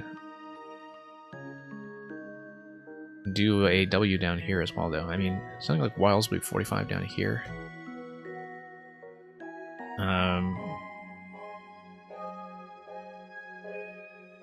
It would be 34 down here. Keeping RMS. 45. Can I afford to sacrifice 11 points here? I mean,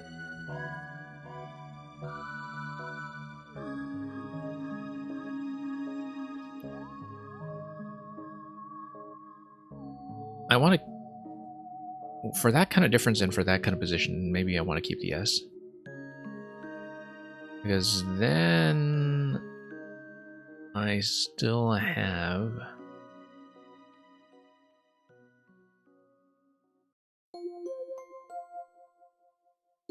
I don't think something like Wilmer's is good. I'm thinking of the name there.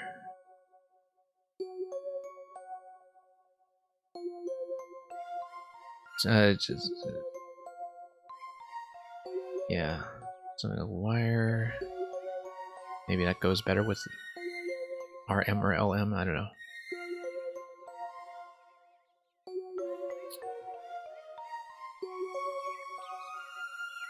In terms of leaving lanes open,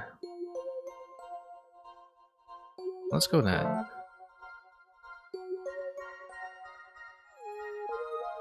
Maybe I should have gone for the points. I wonder if I just missed like a big 5 there that didn't use the S, in fact.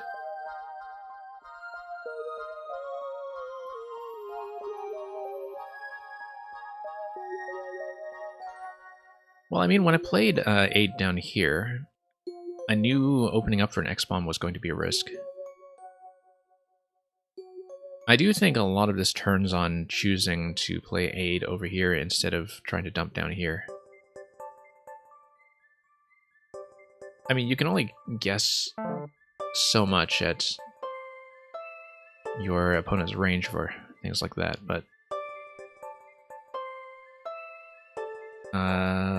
okay.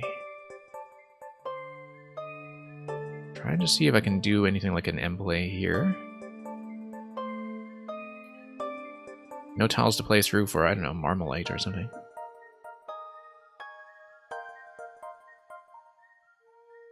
Let's see here.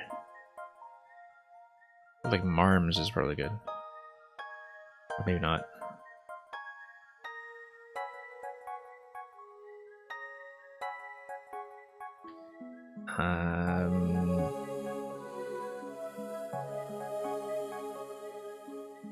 Yeah, trying to look at the ISM ending. So close to something like Grammars from the G.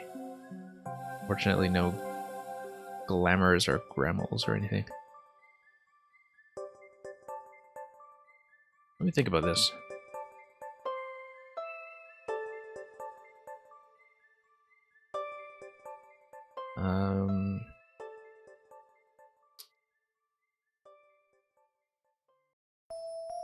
Yeah, looking at something like that, but it does start killing off lanes, right? And use the S. I think it's good. Like a school marm. Because otherwise I'd be looking at something like MAM 23 up here.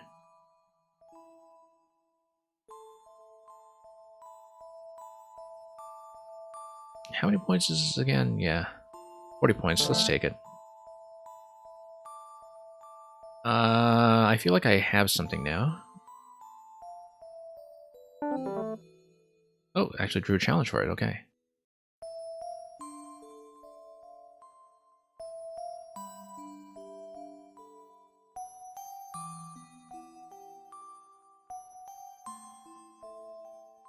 Okay, I don't know if... Okay, I have Delation, I think. Let's take a look at this. Pull up the notes. Is there something else in Delation that would... no, actually that fits. Wonderful position on that J from my opponent there.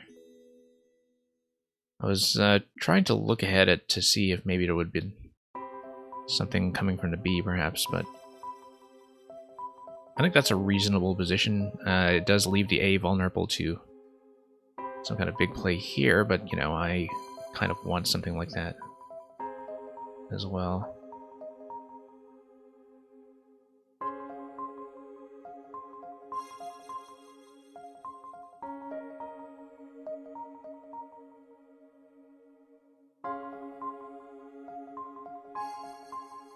Yeah, what a massive play there from Chowd.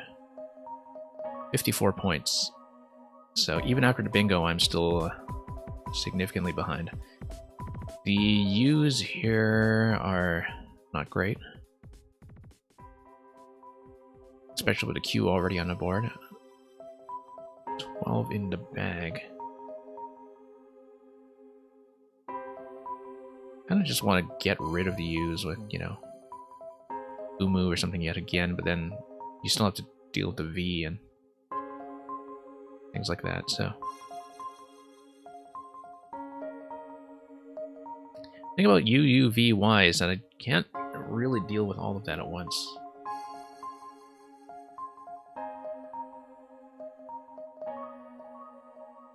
So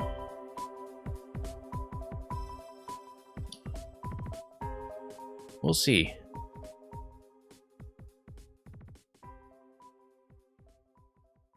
Yeah, I did leave a lot of spots open for my opponents to capitalize, and I think that sometimes as the player who is behind, psychologically it's kind of difficult to make a lot of those calls. Because you do need to make some gambles, it's just that sometimes you lose, so much for that.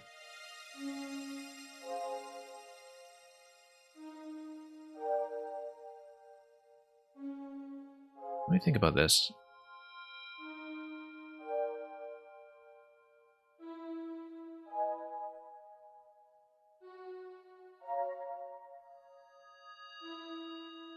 My opponent is almost certainly sitting on at least one S on a board that doesn't have much to go on. Oddly enough, you actually do have an S-friendly lane over here. 6 vowels, 13 consonants, so kind of a consonant-heavy pool right now from what I'm looking at.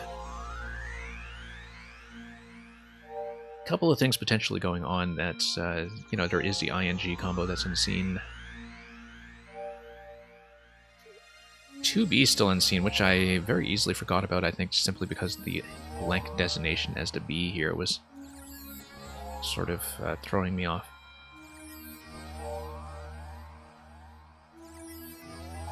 Yeah, interesting that you actually do have a lane, potentially, if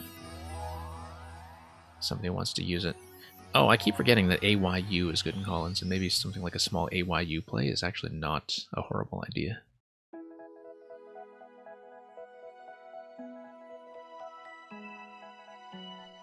But yeah, very hard to manage this rack all at once, I think. To the point that I wonder if an exchange is actually worthwhile on the next turn, where... So for example, let's say you dump UUVY, right? This board is still potentially open to bingos. Multiple lanes, in fact. You got this, you got a potential ING, you've got B here, you got a big E over here. It's not really that shut down. If I throw the UUVY in, assuming that my opponent plays something small, I don't know, I definitely am a full bingo behind, but with 8 tiles in a bag, like, chucking UUVY that way and being somewhat likely to pick up 1S,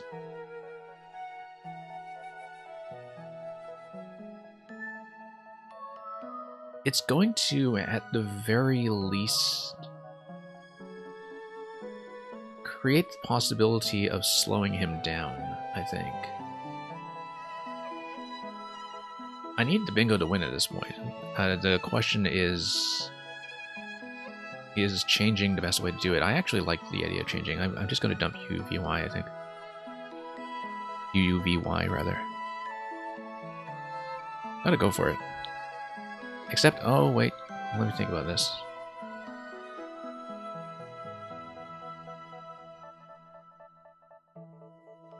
Yeah, we're gonna go for it, I think.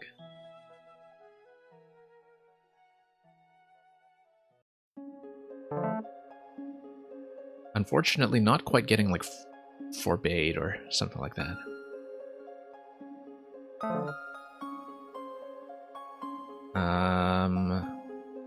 Okay. Wow, nice parallel there would be got. And that freezes the bag. Okay. Well...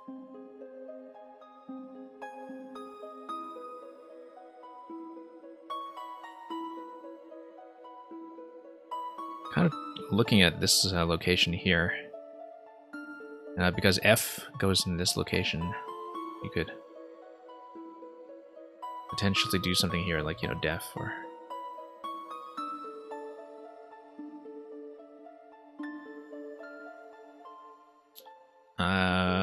something with Odia maybe? No.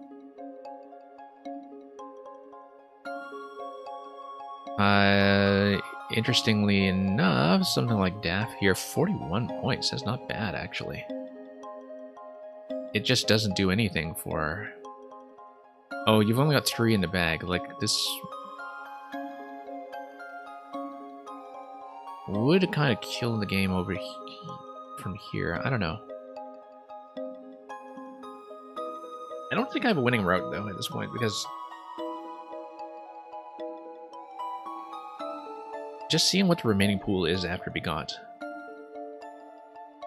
IINSSSUUVY. UUVY just went back in the bag. He played 5 tiles. He potentially grabbed it all. Who knows?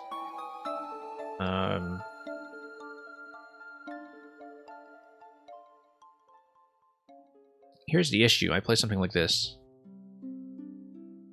I don't remember if that takes B, actually. Actually, no. Even in NWL, I think maybe it does. F takes a whole bunch of the early consonants, like a whole sequence of them in a row. I think I had some kind of mnemonic for it, in fact. It was one of those that I had a way of remembering. So let's say we go with something like F. Unfortunately, you draw 3, I get stuck with 6 tiles, I don't bingo, I lose, and my opponent will almost certainly have some kind of S-play here immediately after. So it scores well, but it loses. But does any 3-tile play do any better? Or any 2-tile play, does it do any better? And I don't think it does, because I think at minimum I need to get rid of at least B, F, maybe. One thing I kind of had to learn the hard way is that if you're thinking about drawing into a miracle bingo at the end, you actually do need a concrete idea of what you're going for before you try to make the fish for it. Like, you can't just kind of say, oh, looks like the pool might spit out a bingo. Like, you actually do need to see the word in the pool.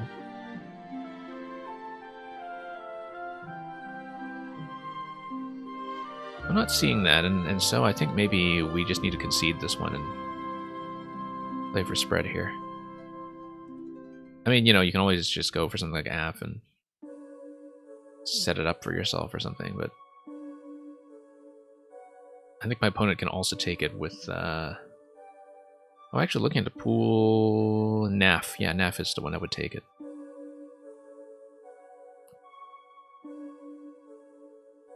Actually, I think even the Y might go there. I'm not sure. AF is just one of those words that takes everything.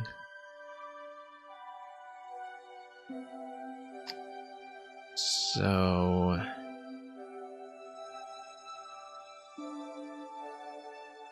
unless I do some kind of like two-tile setup here. But I don't know what form that would take. That would still give me a decent hook. So yeah, I think I just concede this one. Unfortunately.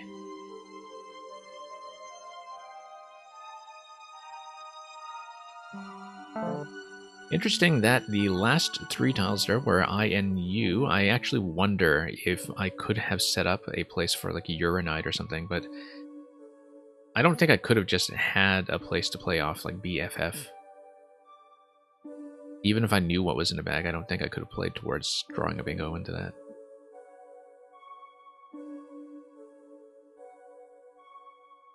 So... that might just be a straight up loss here. Let's see here.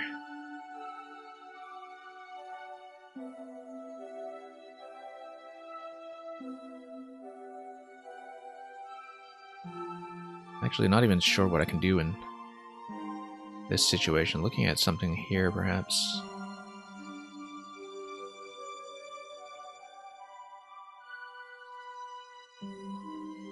And maybe even just something here.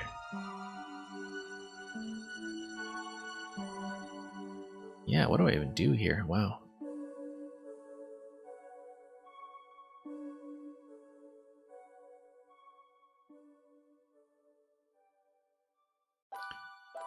Trying to look at something down here, perhaps, but nothing really goes in front of the O for me, even with the KN start.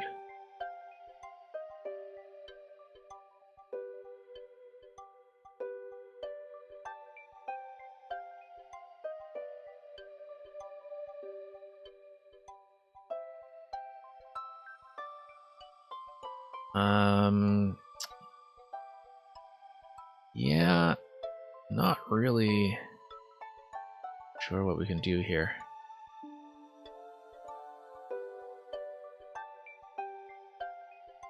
I mean, I can just play off for like 11.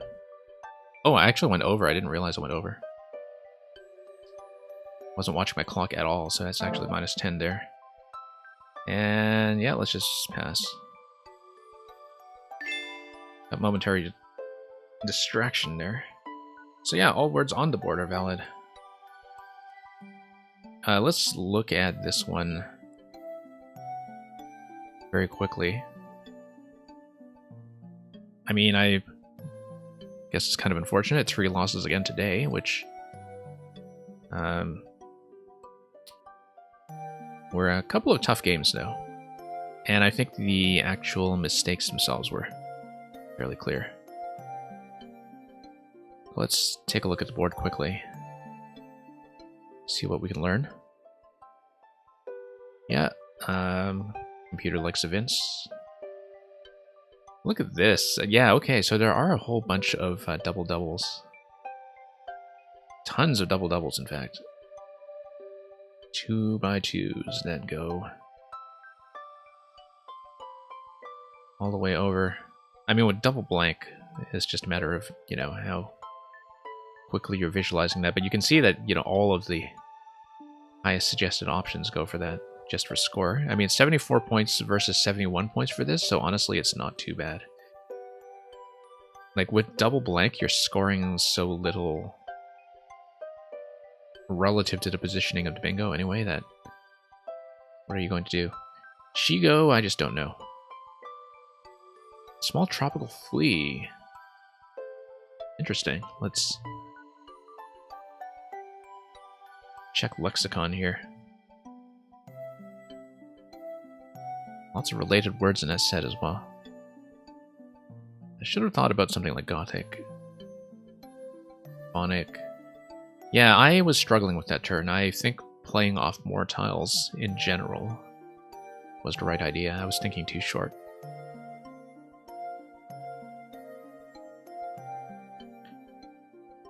And, yep, very vowel heavy on my opponent's side. But he's actually got a surprising number of options. And he decides to play off the H, which is kind of surprising, I guess. Given that playing off the H in that location is vulnerable to a lot of follow-ups, but... So yeah, Les is recommended here. I was considering that. I wasn't sure if I wanted to keep the double I, which is why I didn't play off to Z right away. I ended up going with Sig. Yeah, that's much further down. I wouldn't have just played the Z off for Zig like that.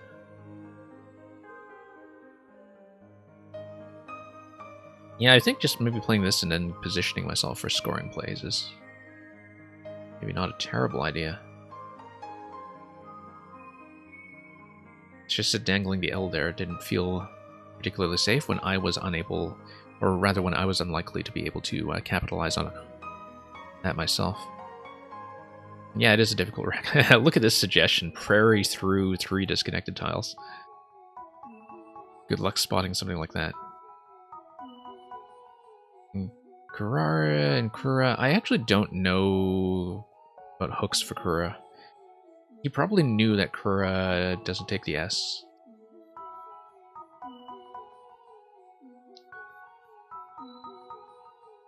Because whether it takes the S or not, I think if you're playing in that kind of position, you generally should know the answer to that, just in case it comes up.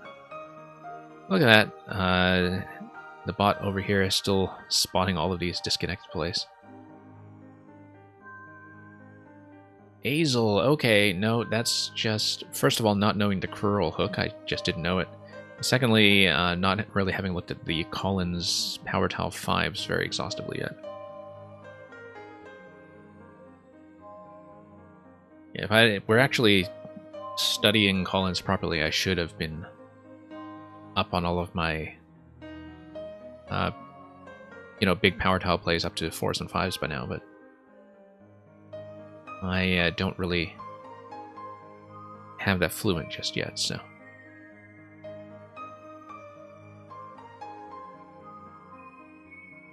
Rural with a seafront hook, yeah.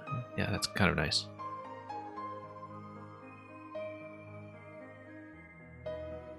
And let's see here. Ozina is good. Actually wonder about Lexicon for that one. Okay, Collins only. It's a kind of sneeze, I guess. It's a Latin sneeze.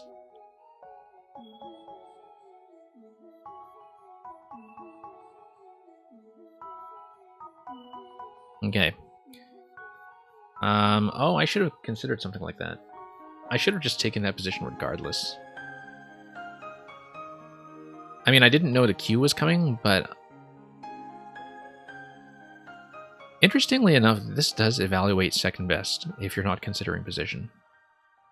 So I guess maybe this was defensible if I don't know what's coming, and if I think, okay, I'm not behind by much, let's keep it volatile. If he takes one, I take the other.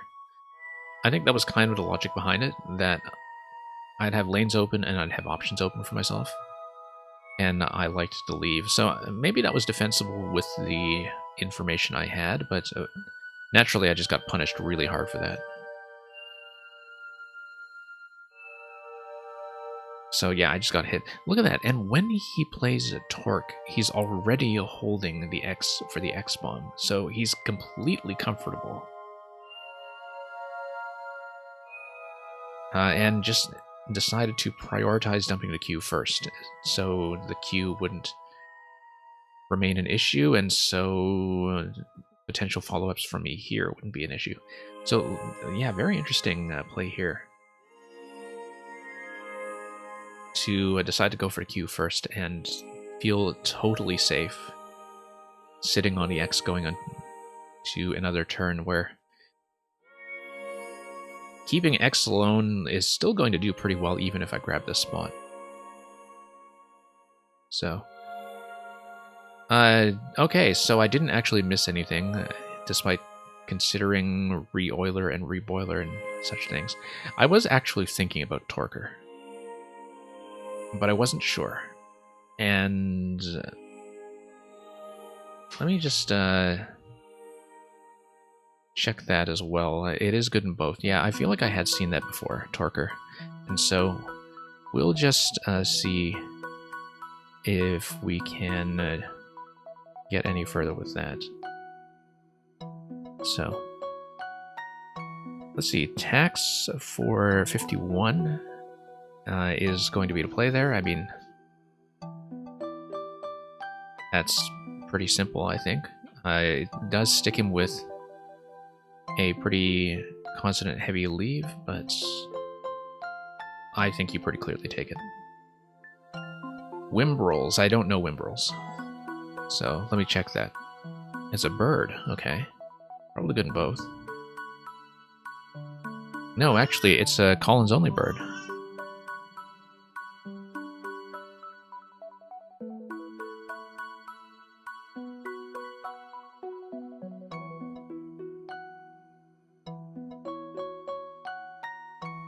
So yeah, best non-Wimbrels play.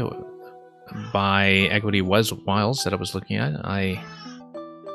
guess this wasn't quite worth the trade-off, although equity-wise they're actually pretty similar, like within 3 points of each other, because of the evaluation of the S, so... I guess it's just a positional thing, whether I want to be leaving that open or not. E-King is very clear here.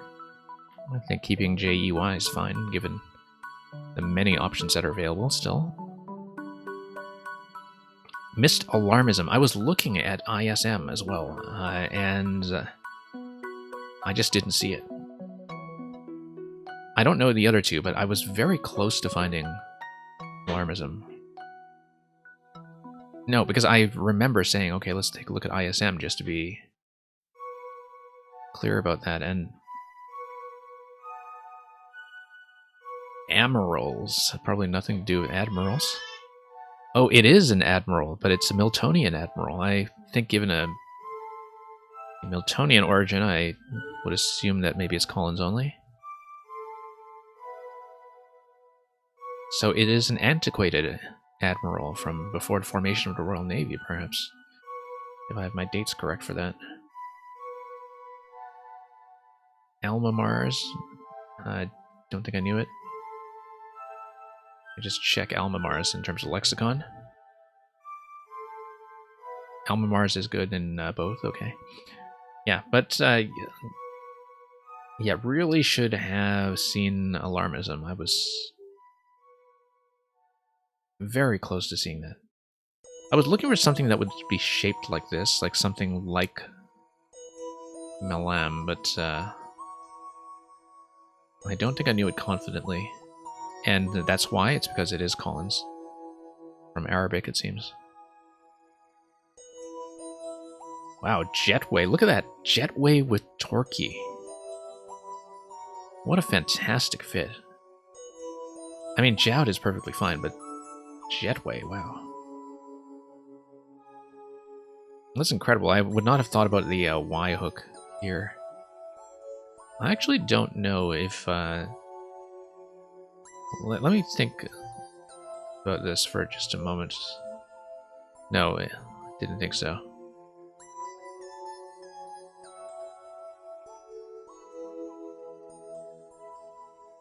But yeah, I did not for a moment consider that. Let's actually try it with the pattern command.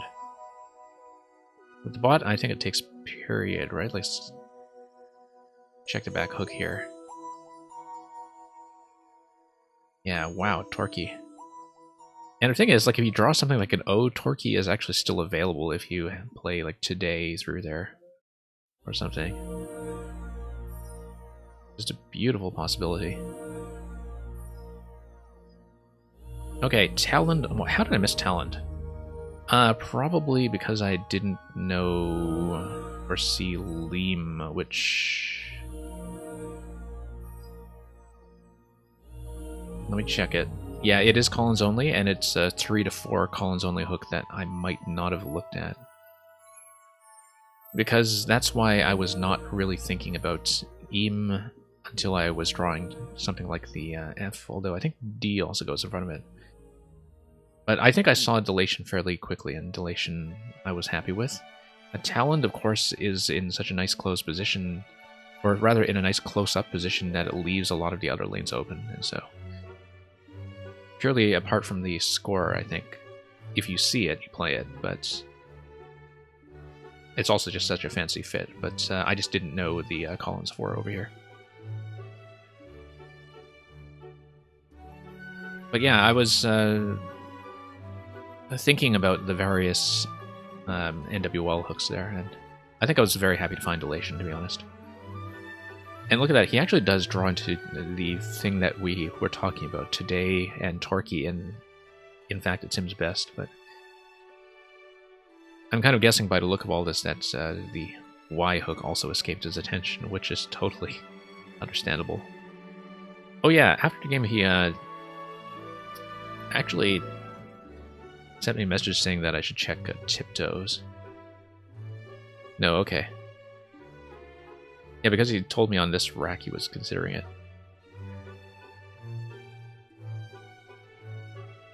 Which I guess is kind of like Tiptoe, but with a typo, right? Unfortunately, not something that's actually going to go down. So, pretty good choice up there, though. Yeah, kind of kills possibilities off the B.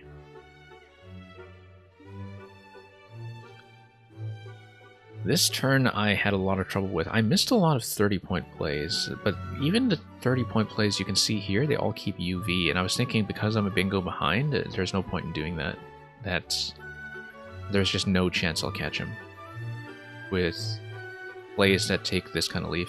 You can see that the leaves are being evaluated here at about -8 to -12-ish, depending on whether E is present. And yeah, I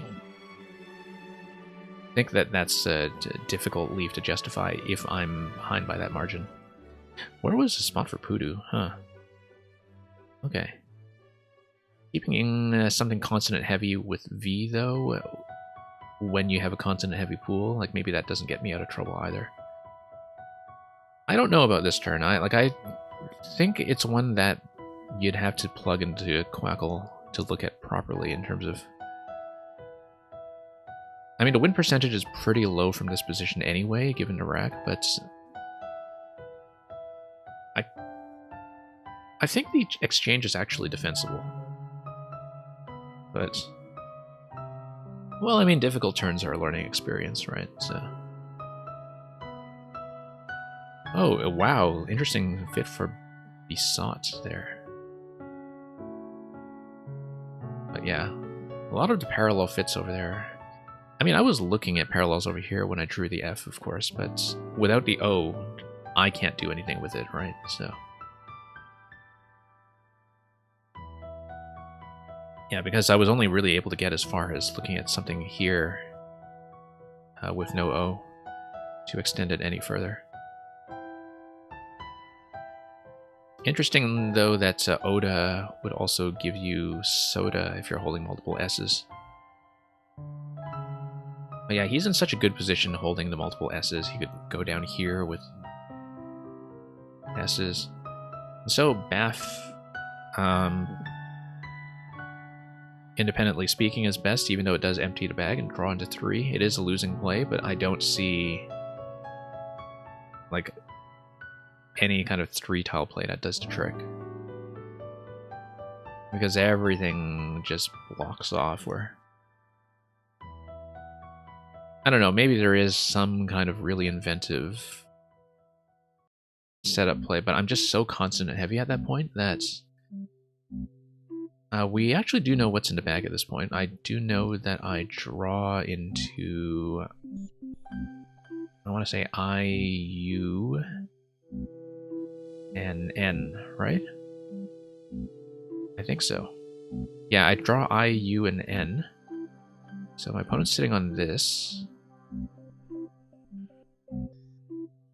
Okay, so I, N, U in the bag. Is there anything that can be fished out? I don't think so, because I would need to just dump consonants, and there's no way to do it. Like, there's no way to just play off 3 consonants and score decently. So I think as a salvage play, that was okay. And so yeah, in the end, he gets Sissy down there, and great fit.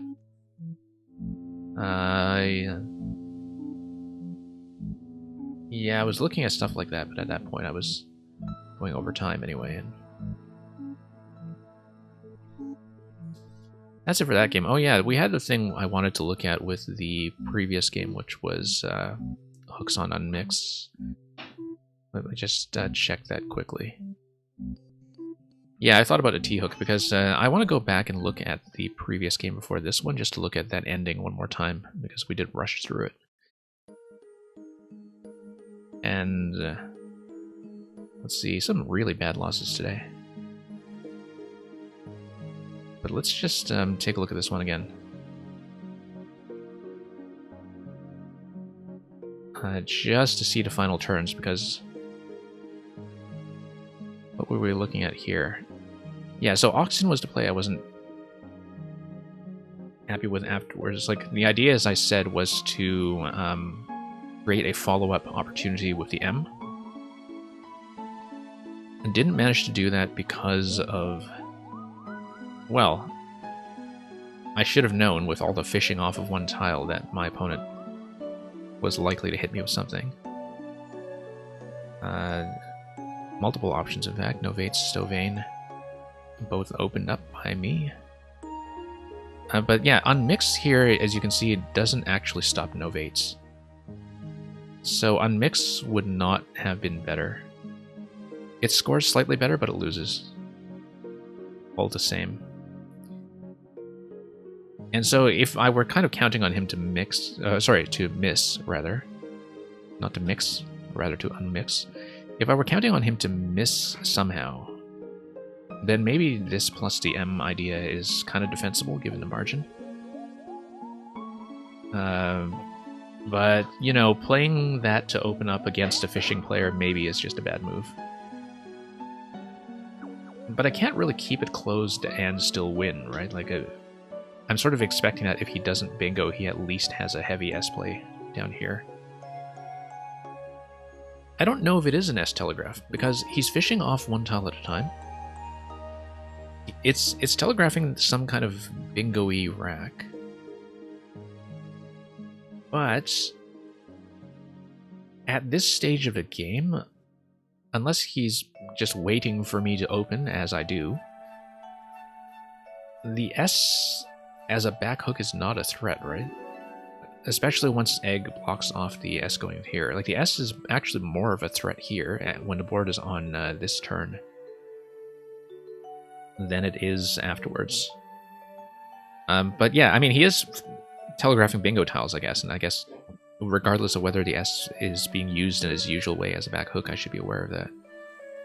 So yeah, maybe this is just a straight up mistake, but I don't know what my alternatives are, because even these scoring plays, as you can see, have issues. Oh, look at this. That's a cool idea. Unmix on Ginny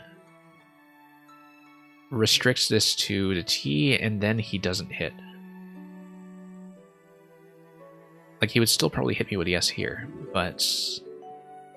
Oh, this is the play, I think. Yeah, I'm actually liking that. I mean, you're kind of counting on him to not hit, in the way that you're counting on him to not hit if you play this. Yeah, because all that time I was thinking about Ginny as something that would give me like a short I word. And we saw with you know, the fungic idea as well that I just totally missed the whole concept of trying to stretch this down to an I. Because as you can see, multiple scoring options there that are totally acceptable and don't open to a bingoing player. And in this case, actually scores very well. It matches the highest score in play, which is Unmix over there. So yeah, looking at this, I think this is the play. And, I mean, yeah, I just lose after Oxen, I guess. I mean, I still have scoring plays, but I clearly just lose after Oxen. So, not much else to look at there. So yeah, 3 losses today, but all very powerful learning experiences, so thank you for joining me for all that, and 4G Axe and I have the Minx set up. Let's take a look at that, actually. Oh, interesting, okay. I didn't think about that. That actually doesn't score too badly. I guess I would be reluctant to dangle the X in that position, given everything that's still unseen. Because there's a lot that can hit me there, but looking at the pool, it's actually quite a lot better for me when it comes to using the X. And since Egg has already blocked this off, the lane here is not really that worrisome, so... Yeah, because Axe there, it's not even evaluating here because it doesn't score very much on the first turn, but it scores enough on the second turn that In total, that would be about 50 points over 2 turns. I think point-wise, then this is probably still better, if you see it. But it's true that this introduces the risk of a T-bingo as well, from what I'm seeing in the pool, so.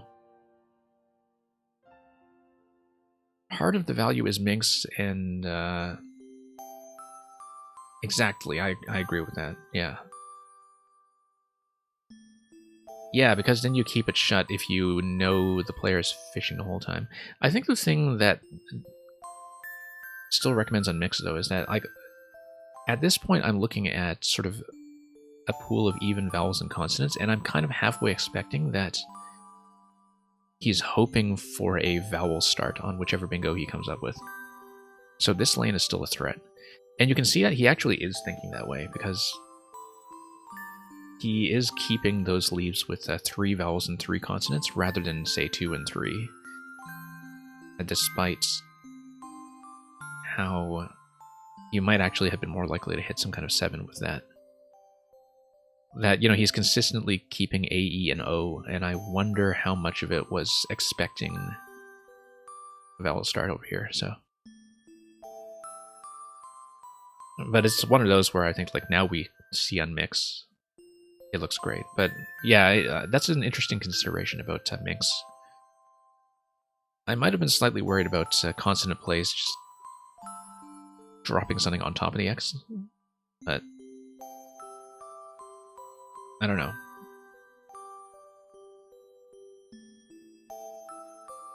Hard to say in that kind of situation where I'm behind, but it looked like it was winnable with a good sequence and some decent draws. But yeah, I think this was definitely a blunder against a fishing player. And I'm probably vastly underestimated that risk, given that he had shown fishing behavior for the past 2 turns. 3 turns. Like, he'd been fishing for 3 turns and throwing vowels back every time, so. Much too risky to do that. Anyway, thank you, Tactics47, once again for both the Prime sub as well as all of the participation today when it comes to figuring out what to do with some of these positions. And yeah, I certainly hope I can get more Scrabble streaming in somehow. It's just that often I find it very difficult to stream during a time when Scrabble people tend to be active. This has really been my only available streaming block in this time of day, so hopefully we can figure out how to work around that and give you a little bit more content to work with. So yeah, I find that this is very useful for me as well as a player. I'm taking too long on a lot of plays, I'm burning a lot of time, but I feel like I am picking up some things that I might not if I were not really considering every play. And of course, at some point, I do have to just work on my blitz game as well and train myself to not spend too long deliberating on plays that should be fairly clear. Because as you can see, I am burning way too much time, often. So yeah, thank you for that. We have a very small remaining audience, but I may just pass off a raid regardless, just as a courtesy and a hello somewhere. So probably I'm just going to send you over to probably just over to Josh. But oh yeah, he's doing blindfold. Okay, so I'll send you over there and say hello. I assume you're already there, but might as well drop the raid. So that will be all from me this session. Thank you so much for watching. Enjoy the new emote wherever you may wish to take it. And until next time, have a good evening. Have a good night to anyone else to whom that may apply, and fare thee well.